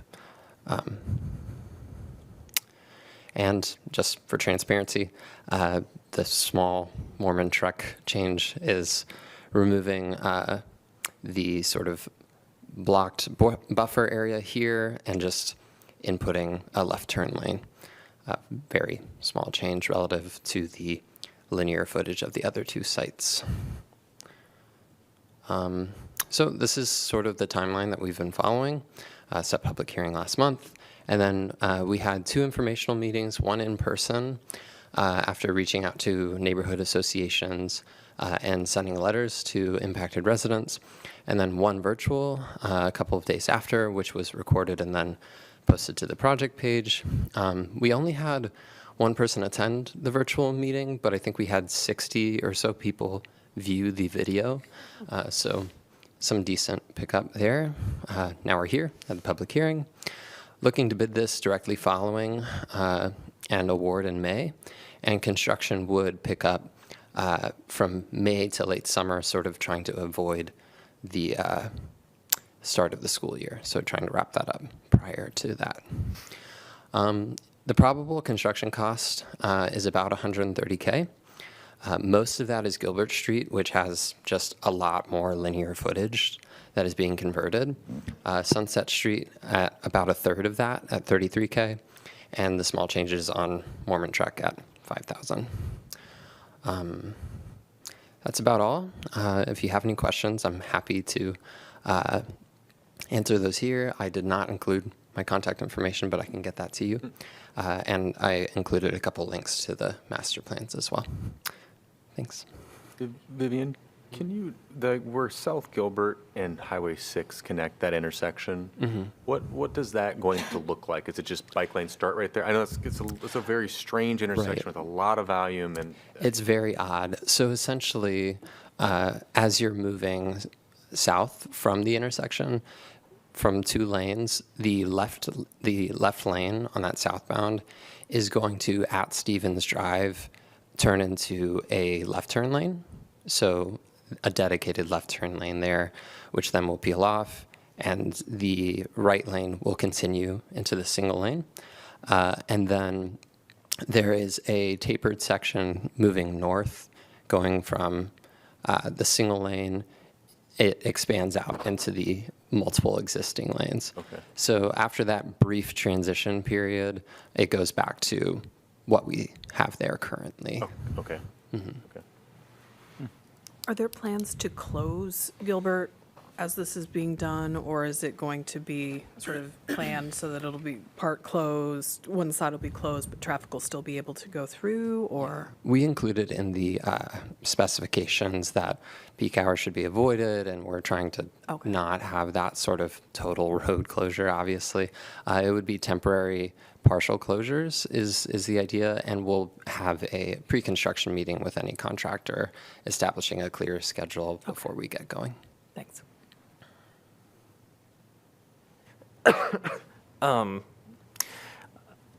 This is really cool. Thank you. I'm curious, and I think I already know the answer, but I just want to make sure that I understand correctly. The reason why these conversions, where we're just doing some paint redrawing, basically, right? That's like. Yeah, so essentially what this specific project fund is doing is taking that small recurring amount and making those quick and easy improvements that can really, like on Stevens Drive, going from that super wide cross section down, that's going to reduce speeding in the area ideally, and also provide some dedicated bike areas that haven't previously existed. There are other projects within the CIP and that are currently unfunded as well that involve dedicated bike trails that are separated from roadways.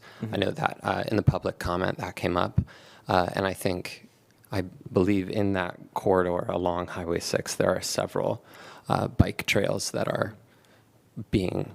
sort of in the process of getting installed. And I guess I'm still trying to wrap my head around in the CIP the conversion of Market and Jefferson into one or two ways.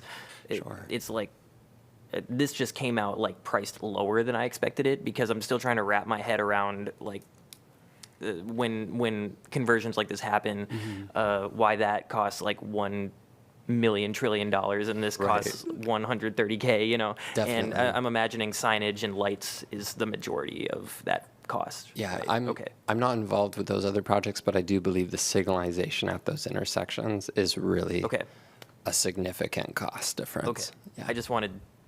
I'm trying to understand everything better. So, I mean, I'm glad it costs not that much money to do this. Me too. So, yeah. All right, thank you. Thank you.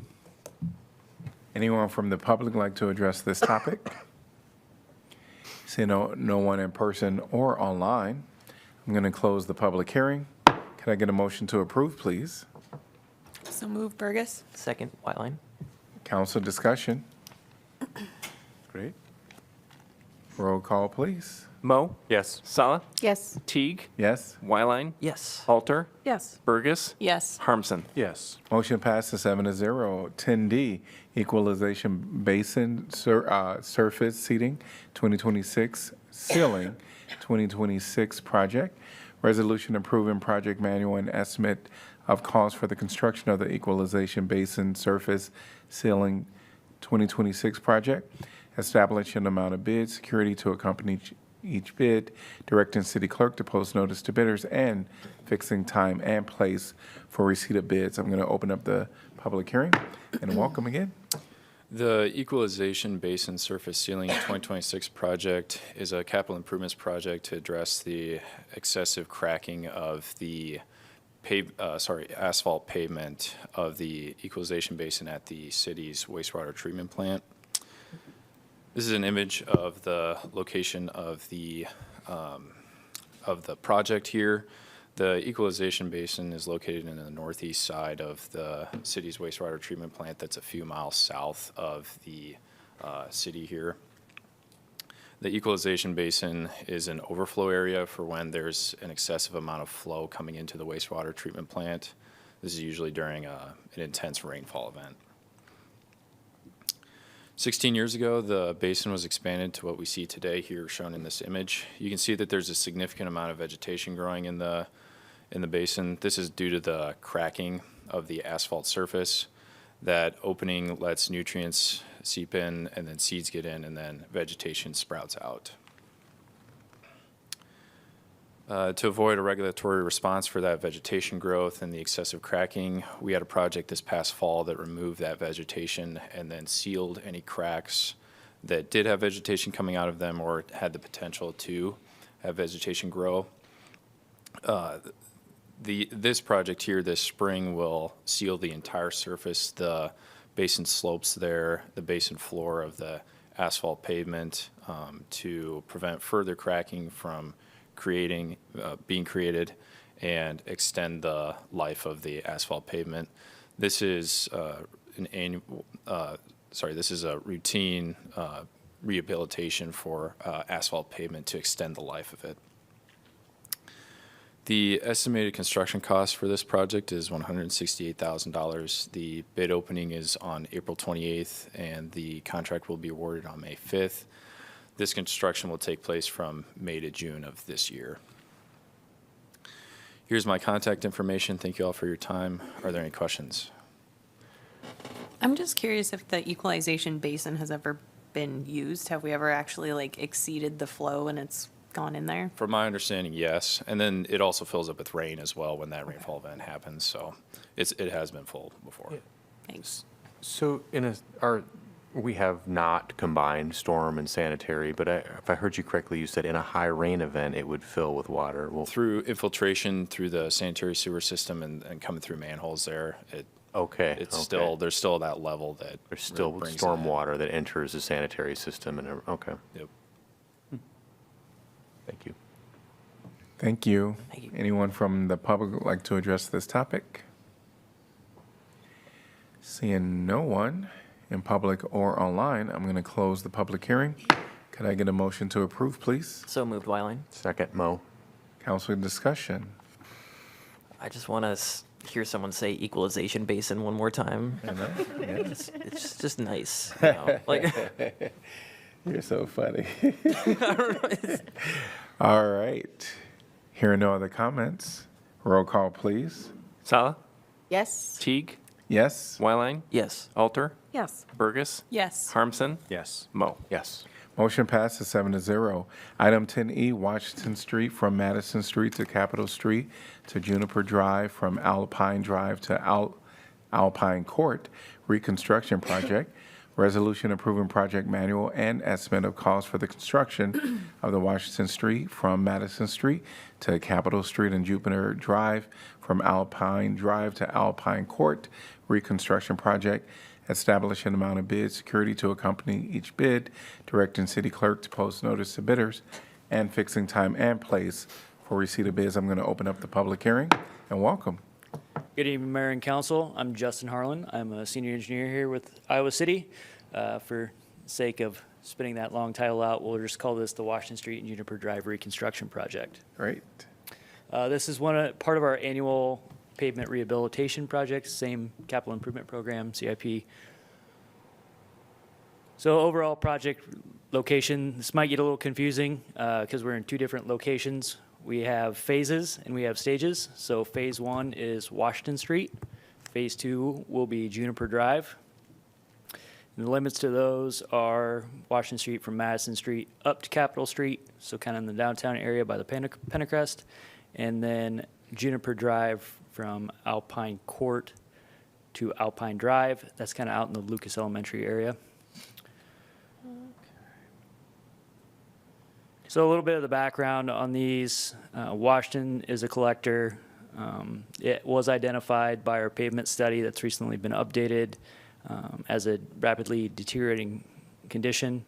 Going out there and looking at it, I think that's pretty evident.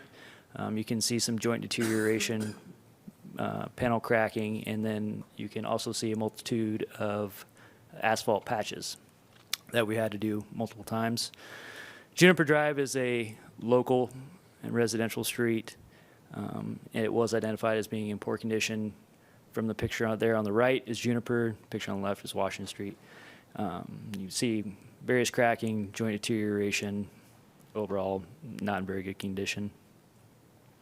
I will point out that Washington Street 2 is a main thoroughfare for our transit system, not only Iowa City, but Coralville and CAN Bus as well. So what is the project? We plan to reconstruct both of those. We will reconstruct with Portland Cement Concrete, PCC. We are not planning to do any widening of those. We're simply going back in with pavement as normal width, no lane change configurations. We will take care of some storm sewer improvements, and we will take care of some ADA crosswalks as it fits into our strategic plan. And the overall key reasons, just to upgrade the ride quality and to do our ADA compliance, just fix up those roadways so we have nice smooth roads to drive on because they are in poor condition. So what does that mean? What does it include? It includes removing the existing roadways, so we'll tear up the roadway. We'll also prep subgrade, subbase, add a drainable subbase in, especially on Juniper Drive. We know we have some drainage issues there. As part of that, we'll remove driveway approaches. We'll replace those impacted sidewalk panels. We'll replace the storm sewer where it's necessary, and then we'll put that back in place. Staging, Washington Street will be the priority as that is a main thoroughfare. Obviously, it was collector, and it's right by the University of Iowa. The focus is on that and getting that done prior to the students coming back in August. So that one phase or stage in Washington Street, so we want them to focus on the Madison Street, Washington Street intersection first before moving on. They will get Washington Street completed. Then they are able to move to Juniper Drive. Both of these are scheduled to have the roadways open by July 31st. During that time, the roadway will be closed. Obviously, we'll include advanced warning for those and appropriate signage. And the contractor will maintain postal and waste collection, of course, especially in that residential neighborhood. And by doing this, we hope to minimize disruptions, again, especially in the Juniper Drive neighborhood, kind of do it at half the time so you have on-street parking. Contractor has room to stage. The quickest, most efficient way we can do it. Project timeline, we did have a public meeting at Lucas Elementary School on March 24th. It was fairly well attended. I believe we had over a dozen neighbors in there. Obviously, tonight's the public hearing. Bid letting scheduled on April 29th. Award on May 5th. We'll start in June after the students get out from the University of Iowa. And then looking to complete both the Juniper Drive and Washington Street, have both streets open by July 31st of 2026. With that, it's also slated to cost $1.25 million. With that, I will open it up to questions from council. Justin, how do you anticipate the bus service will be changed, since obviously that will impact all three transit systems? So during the design process, we've worked with each of them. We've notified, of course, Iowa City, CAN Bus, Coralville, and they have planned detours that they'll have to work around. Luckily, we're kind of in a very gridded system there, so we can work around that intersection. So shouldn't be a lot of interruptions, just some delays maybe, or? Yes. Okay. Yeah. Right. Well, I will say as a cyclist, I'm really grateful for that downhill getting improved. Yeah. Will you be maintaining in that area, the downtown area, the brick crosswalks? No, right now we're scheduled to go back with concrete. Okay. Is that just I know that there was a moment in time where it felt like the city was moving towards brick crosswalks because they didn't have to paint them and they're stay permanently colored, but that's not the direction we're going anymore? Correct. Okay. Yeah, my question was about the buses as well, especially because that's like the bus spot, like very close. And I was at a friend's house on, I don't even know what street it is, but one of the smaller streets that currently the Iowa City buses are, because of the Court Street construction, they have to go through some residential, and we were just hanging out, and the bus driver actually had to get out and knock on our door because cars were parked on both sides of the street. So I just was thinking, and then we had to go out and move one of our cars so the bus could work. I guess, it does seem like this would be an easier place to navigate around it than those small residential streets. Yes, very much so. Okay. You have Clinton Street, Jefferson. You can go down to Burlington and use some of those cross streets to get around downtown. Okay. And in the construction zones.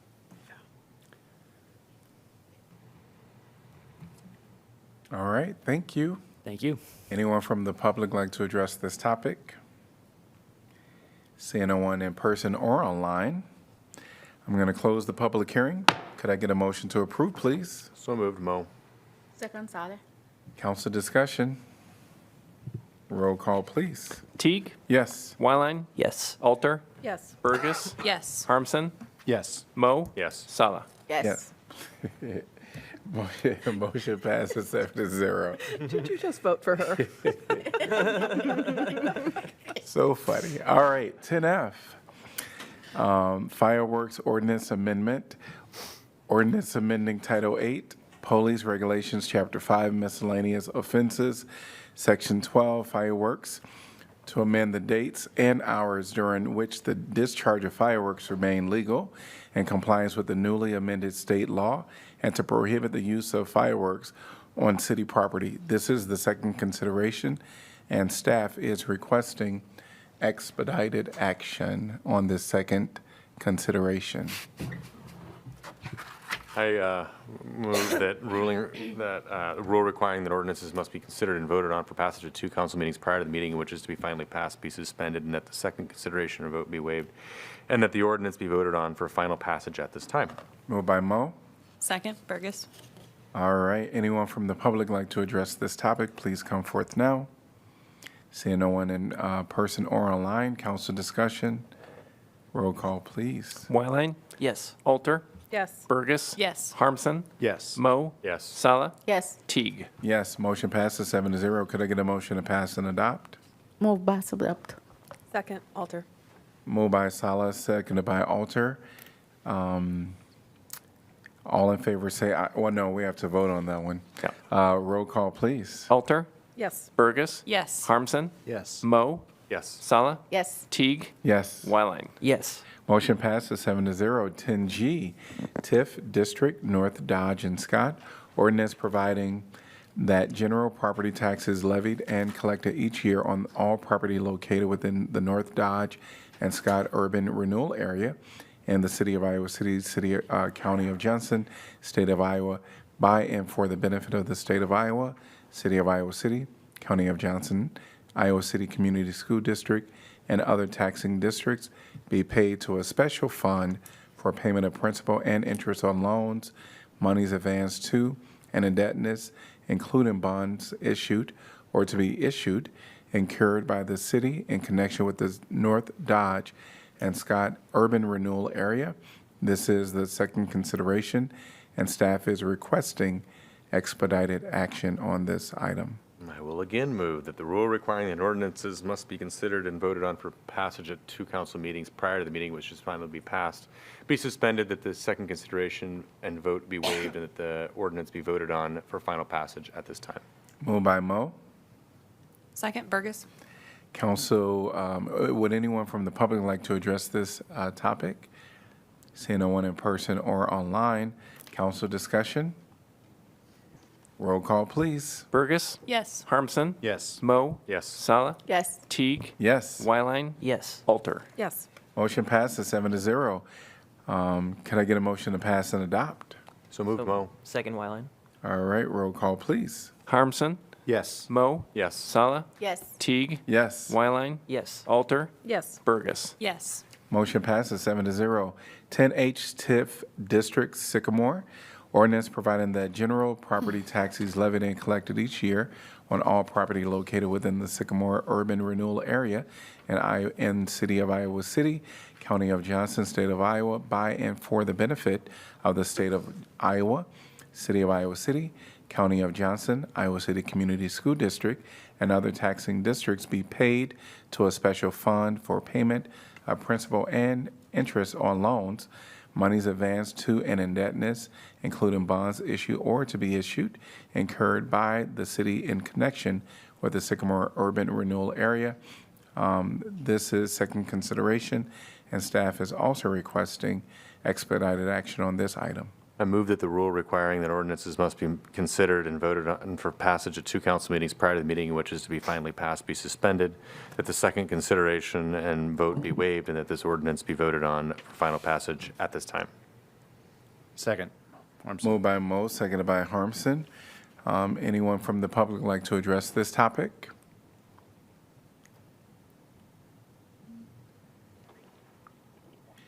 We're going to invite you to state your name and city you're from. Welcome. Mark Sines from Iowa City. I was here, so I figured I'd stick around and make a comment, if you don't mind. All right. I just want to applaud the council for being proactive on this item.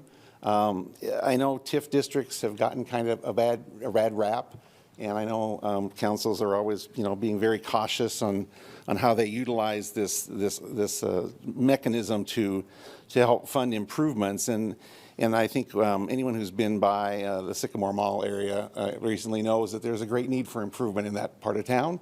I live a couple blocks on the other side of Highway 6. And Greater Iowa City, Inc., has identified this as a target area for their interests also. I attended one of their first public meetings that they had around gaining input on ideas for the area. And I think there's some exciting things being talked about and in the works. And this is just one piece that'll help make some of that happen. So I applaud you, and I encourage you to vote for approval. Thank you. Great. Thank you. Anyone else want to address this topic? Seeing no one in person or online. Council discussion. Roll call, please. Mo? Yes. Sala? Yes. Teague? Yes. Wyline? Yes. Alter? Yes. Burgess? Yes. Harmson? Yes. Motion passes 7-0. Could I get a motion to pass and adopt? So moved, Alter. Second, Saleh. Roll call, please. Sala? Yes. Teague? Yes. Wyline? Yes. Alter? Yes. Burgess? Yes. Harmson? Yes. Mo? Yes. Motion passes 7-0. 11 is council appointments. 11A is Historic Preservation Commission. One vacancy for an East College Street representative to fill an unexpired term upon appointment through June 30th, 2027. And then this is time for council discussion. There is only one applicant. And of course, this is for East College Street. Just wanted to know if my colleagues are all right. Look like there's a majority. Could I get a motion to appoint Tricia Carlson? So moved, Mo. Second. All right, moved by Mo, seconded by Salah. Anyone from the public like to address? Wait, I'm sorry. All in favor say aye. Aye. Aye. Any opposed? Motion passes 7-0. It was a 4 a.m. morning. All right, 12. Item number 12, announcements of vacancies new. We have 12A, which is Airport Commission, 2 vacancies to fill 4-year terms, July 1st, 2026 through June 30th, 2030. Historic Preservation Commission, 2 vacancies for at-large representatives to fill 3-year terms, July 1st, 2026 through June 30th, 2029. Historic Preservation Commission, 1 vacancy for a Longfellow representative to fill a 3-year term, July 1st, 2026 through June 30th, 2029. Historic Preservation Commission, 1 vacancy for a Northside representative to fill a 3-year term, July 1st, 2026 through June 30th, 2029. Housing and Community Development Commission, 2 vacancies to fill 3-year terms, July 1, 2026 through June 30th, 2029.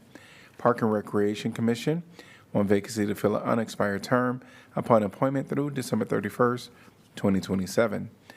Planning and Zoning Commission, 2 vacancies to fill 5-year terms, July 1st, 2026 through June 30th, 2031. Public Art Advisory Committee, 1 vacancy for an at-large representative to fill a 3-year term, July 1st, 2026 through June 30th, 2029. Public Art Advisory Committee, 1 vacancy for an at-large representative to fill an unexpired term upon appointment through June 30th, 2026. Applications must be received by 5 p.m. Tuesday, May 12th, 2027, May 12th, 2026. Can I get a motion to accept correspondence? So moved. Second. Moved by Alter, seconded by Salah. All in favor say aye. Aye. Any opposed? Motion passes 7-0. And to item number 13, announcements of vacancies previous. We have 13A, Airport Zoning Board of Adjustment. One vacancy to fill a 5-year term. Airport Zoning Board of Adjustment. One vacancy to fill a 5-year term. Board of Appeals, one vacancy for a licensed electrician to fill a 5-year term. Board of Appeals, one vacancy for a HVAC professional to fill an unexpired term. Historic Preservation Commission, one vacancy for a Brown Street representative to fill a 3-year term. Historic Preservation Commission, one vacancy for a Jefferson Street representative to fill a 3-year term. Historic Preservation Commission, one vacancy for a Woodlawn Avenue representative to fill a 3-year term. Vacancies will remain open until filled. We're on to item number 14, which is City Council information. Economic Development Committee met on April 1st. Councilor Weiland, Councilor Salah, and I did, and there were two big juicy topics. I'd strongly encourage you guys to watch that whole meeting. The arts endowment that we're setting up has, we're moving forward. However, there's just a lot of specifics that we'll eventually have to address about, I think the sticking point is going to be how the money is invested. So I would strongly encourage you to watch that. And then also the tax exemption program. Sorry, it looks a little bit like a TIF, but it's not, because we don't have a say. It's just a general broad tool for us to encourage additional development. Also something, a different program that I think will, I think, encourage more development of housing. It's not focused specifically on a permanent affordable housing, but it's just housing stock at large. But Councilor Salah had asked us to add a sort of second parallel program that would maybe add additional affordability requirements to see if we have people interested in an additional component on top of the basic package tax exemption. So again, a really productive meeting. And when will those things come to council for the formation of Arts Endowment? Is that in another 2 meetings? Probably May or June. May or June, Yeah, okay. May So or June. you have time. And then I'll let somebody else talk about MPOGC if they want to. I read to children at the library, and it was awesome. I just wanted to say what they wanted when I asked them, the preschoolers, what they wanted in Iowa City. I got the answers: more dogs. Someone said dinosaurs, and a little girl said unicorns. So do with that what you can, Jeff. No problem. I was thinking a mural. I don't know. And Laura and I also, partnering with UAY, did a youth town hall at UAY. I thought it went really well. It was just a small group of teens, basically mostly high schoolers, some middle schoolers, one college kid we just got to talk to them for 2 hours about anything, and it was awesome. I think it was very insightful about how the youth experience Iowa City, and they notice a lot and have lots of opinions, which I think is awesome, specifically involving public transportation. And yeah, I would say that was a lot of what we talked about. There was a high schooler there who lives at Modern Manor and was talking about a lot of the problems there, and was excited to hear that we are always trying to have conversations about annexation and what the county has been doing to help out. Yeah. There were a number of queer and trans kids who were in that group, and one thing that really struck me was that one individual noted that there were basically two public places in Iowa City where they really felt safe, and one is the Iowa City Public Library, and the other being UAY. So big shout out to our library for being so welcoming for all members of our community. Absolutely. And just always the need for more spaces for anyone to hang out, that there isn't the expectation of buying anything. So that was brought up a lot too, yeah. They're just like, yeah, we go to the library every day, but what if we want to do something else? Anyways, yeah, it was great. We did talk up the rec centers. We did, yeah. There you go. Cool.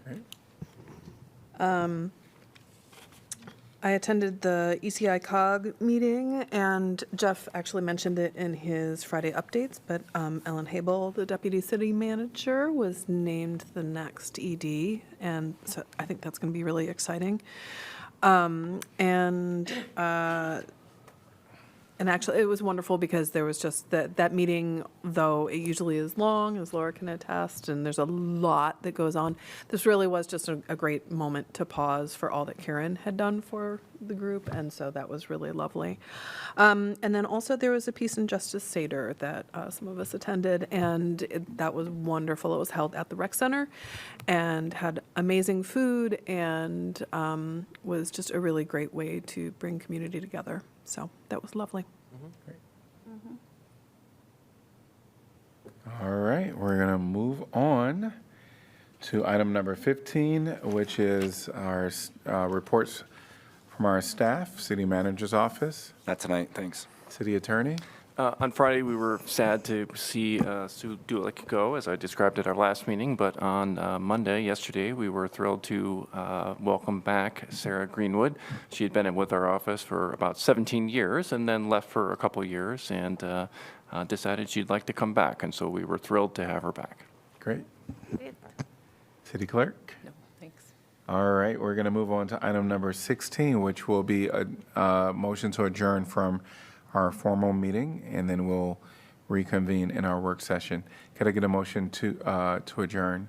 Move to adjourn from the formal meeting. So moved. Mazar. Second.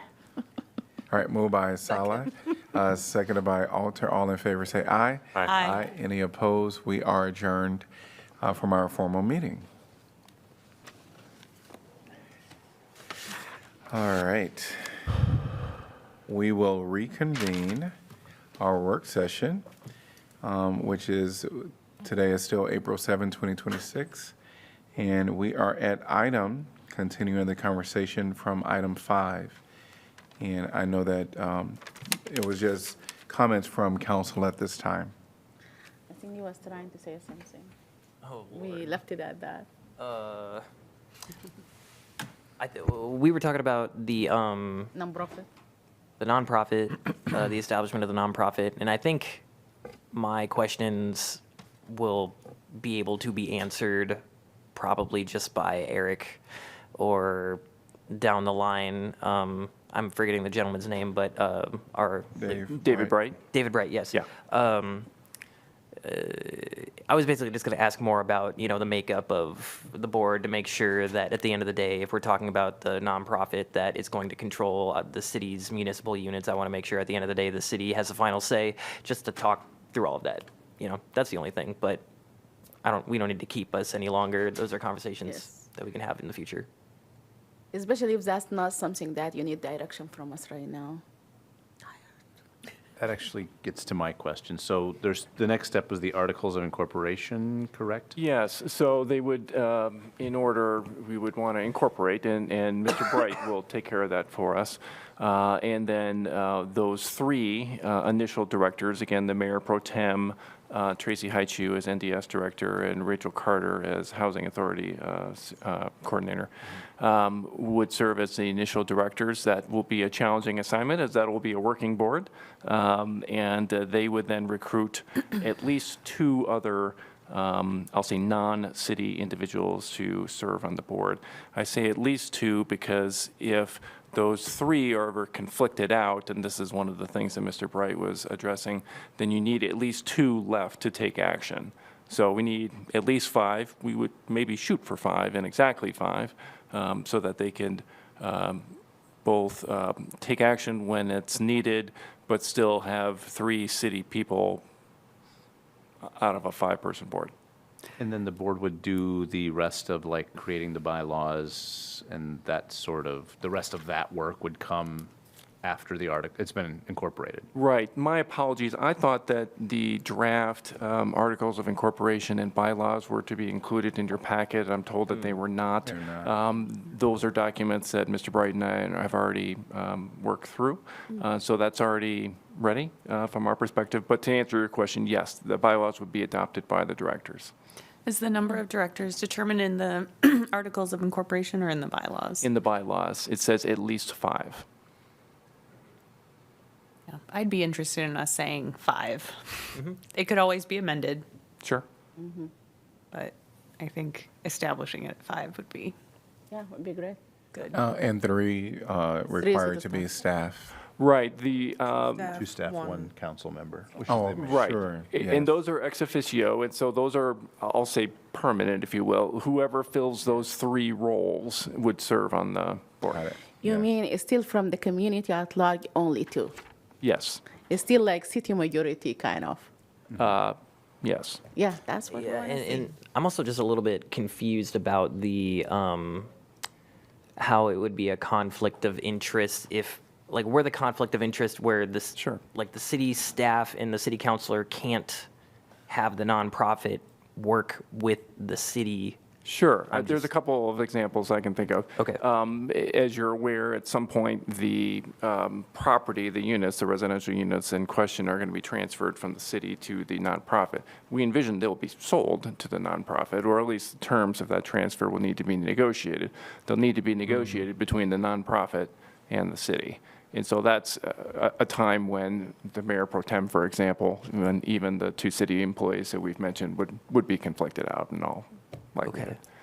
The other example is, I think it is envisioned at present that it would be likely that the nonprofit would hire the city to manage those units, basically to hire the city staff, not on an individual basis, but pay the city to employ those folks who are already doing that work to keep doing the work. That was what Mr. Bright was. Now, again, that's ultimately up to the nonprofits board to decide, but that's kind of what we envision would be likely. And But would do you we- mean, go ahead. Would we envision the city folks working on the city side and recusing themselves from the nonprofit? So they wouldn't, it's not like they couldn't participate on either side of those transactions, correct? Well, when you say the city, I guess I haven't given this a lot of thought, but it's possible that the mayor pro tem that serves on the nonprofit board would have to recuse from the city vote as well because of, at present, her conflict with the nonprofit board, but the other 6 council members would still be in. I'm sorry, speaking about city staff, I don't want to preclude in the current iteration, Tracy and Rachel from participating on the city side in the development of what we're talking about that would be conflicts. They can Oh, I participate on see. the city side and then recuse themselves from the nonprofit board. Right. I guess it depends on the work that you're talking about. I mean, obviously, Tracy and, oh, good, they're still here. I just had to look to my right. They came back. They did, okay. They would obviously be continuing to do their work here at the city. And again, I'm presuming that the nonprofit would contract with the city in order for that work to continue to be done. Obviously, they need to keep doing the city work. If that comes up at the nonprofit level, you know, hypothetically that they're dissatisfied with the work that the city is doing in some fashion, well, then obviously they'd have to recuse. If your question is, can they do, I'll say, city work in managing those nonprofits despite their role in the nonprofit, I guess I'd have to think about that a little bit. I just don't want to think it'd be- limit it'd their be workable. ability to act on behalf Sure. of the city. Yes, exactly. And on this, Go ahead. on the same line of sort of conflicts of interest and being able to vote on this board, can they participate? Can the ex officio members participate in dissolution? The dissolution of the If this does not nonprofit? work and we want to jettison from it, can they participate in dissolution? Well, I have not thought of that. I suppose the question would be why, if their motion, if a motion to dissolve was related to, again, some dissatisfaction with the city or a broken down relationship with the city, you know, something like that, then maybe. Yeah. Yeah, I don't know. Sorry, I don't want to poke holes, but. Yeah, no, I mean, let's talk it through now. Better now than later. And then I, maybe expanding on my concern about, a little bit about liability, like the city has some immunity, and then when we become a not-for-profit, we lack that. If we create this organization, do we create multiple organizations for each unit, or does the umbrella organization create those? Yeah, so ultimately that would be a board decision, and I say that because I don't want to be cute. I mean, I represent the city. I do not represent the nonprofit. I would envision that the nonprofit would be getting separate legal counsel and separate accounting and separate, probably all of that, likely with the exception of the management of these units, as we've discussed. I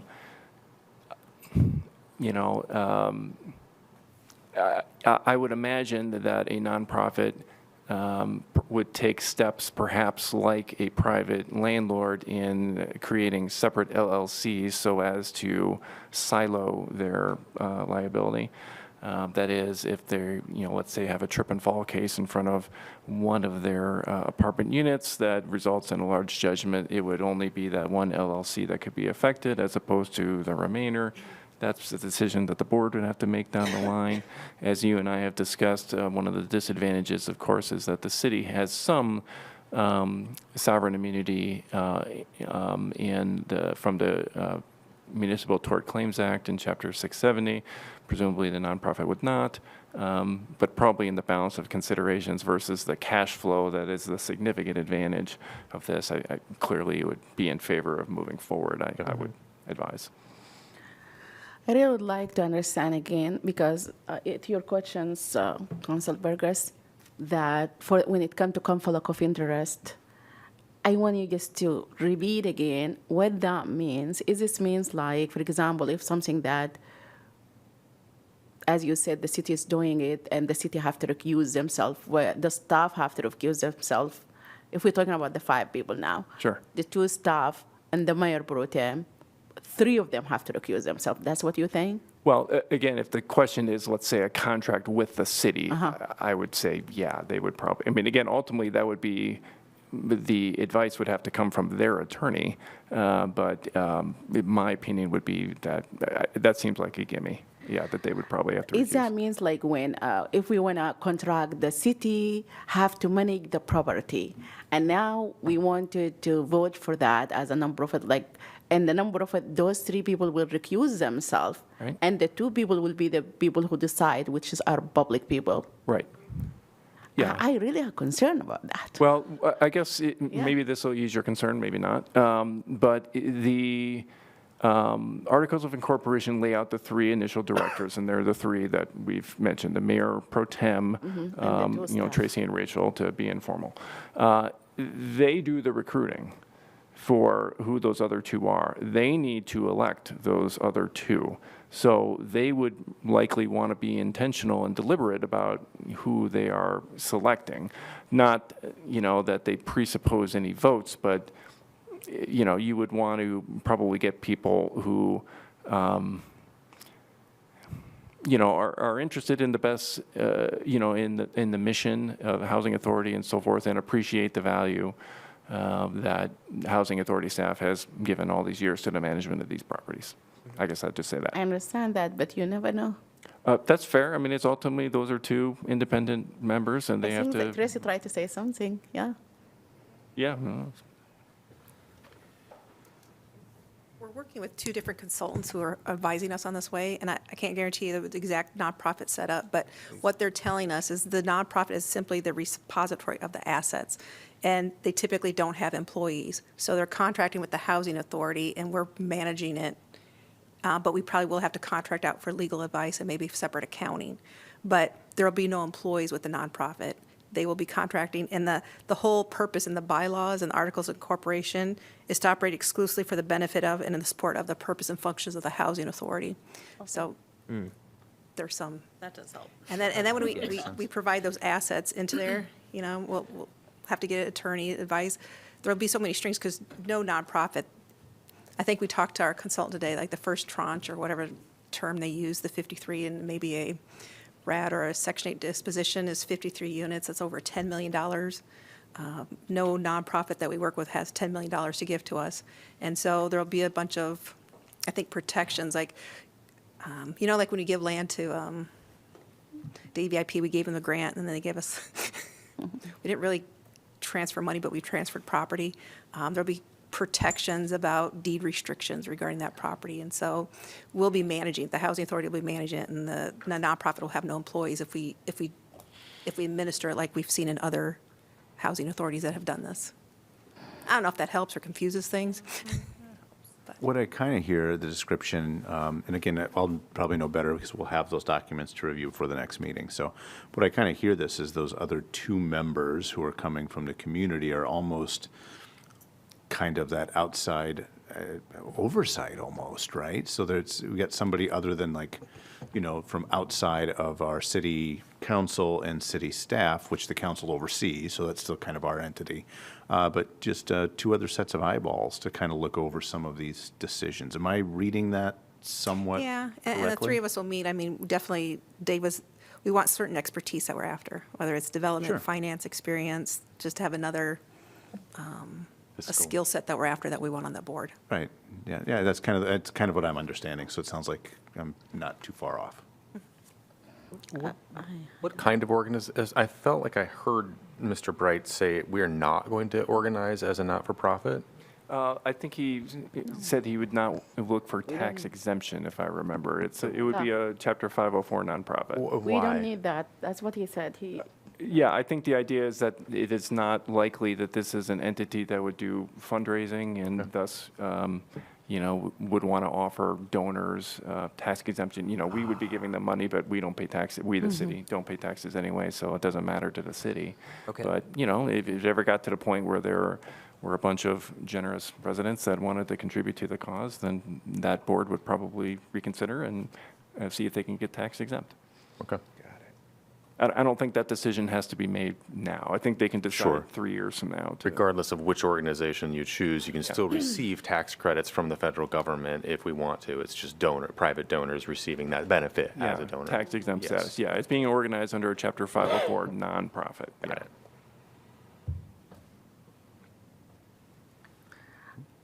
I don't know, but I still have that something. My God. Losing control. Yes, about losing control, exactly. Especially when this come, but I understand that we said we start with 5, and also everything come to mind. We have a wonderful Mayor Pro Tem right now, but I don't know what's going to happen in the future. If we get another person who with the 2 as a 2. They will be a majority. City doesn't have control. I don't know. I guess all the bad things come to my mind, not the good things, but yeah, hopefully. No, I share those concerns, and I think it is hard since we're having this whole conversation without having seen the documents. And Yes, exactly. what I understand from what Tracy read to us is, for the benefit of the housing authority of the city. And so, if a board member acted far outside the scope, they would be violating their fiduciary duties to the nonprofit, and there's a process for removal of them. And that's in the bylaws. Fiduciary duties, yeah. So that alleviates a lot of that concern for me. Or maybe we can still put in the bylaw, for example, to hire the city to become the nonprofit who manage those things. All the time to have to be the city or something like that, to be put on the bylaw. I don't know. We still have time to think about those, but yeah. Sure. And so the vision that I have is that, we'll bring something, as Tracy has mentioned previously, she's interested in getting this up and running so that the nonprofit can apply for some workforce housing tax credits, which I think is like $1 million or something, if I recall. So we're motivated. So we'll plan on bringing you something for formal action next month, and hopefully we'll have a little more of the details about how we see it go. Next meeting. Next meeting, I'm sorry, yeah. Good. Good. Thank you. Yeah, we can go home. All right.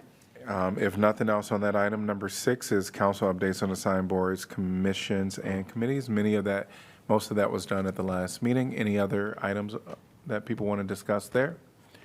Hearing none, we are adjourned. Have a good night. Thank you. Yes.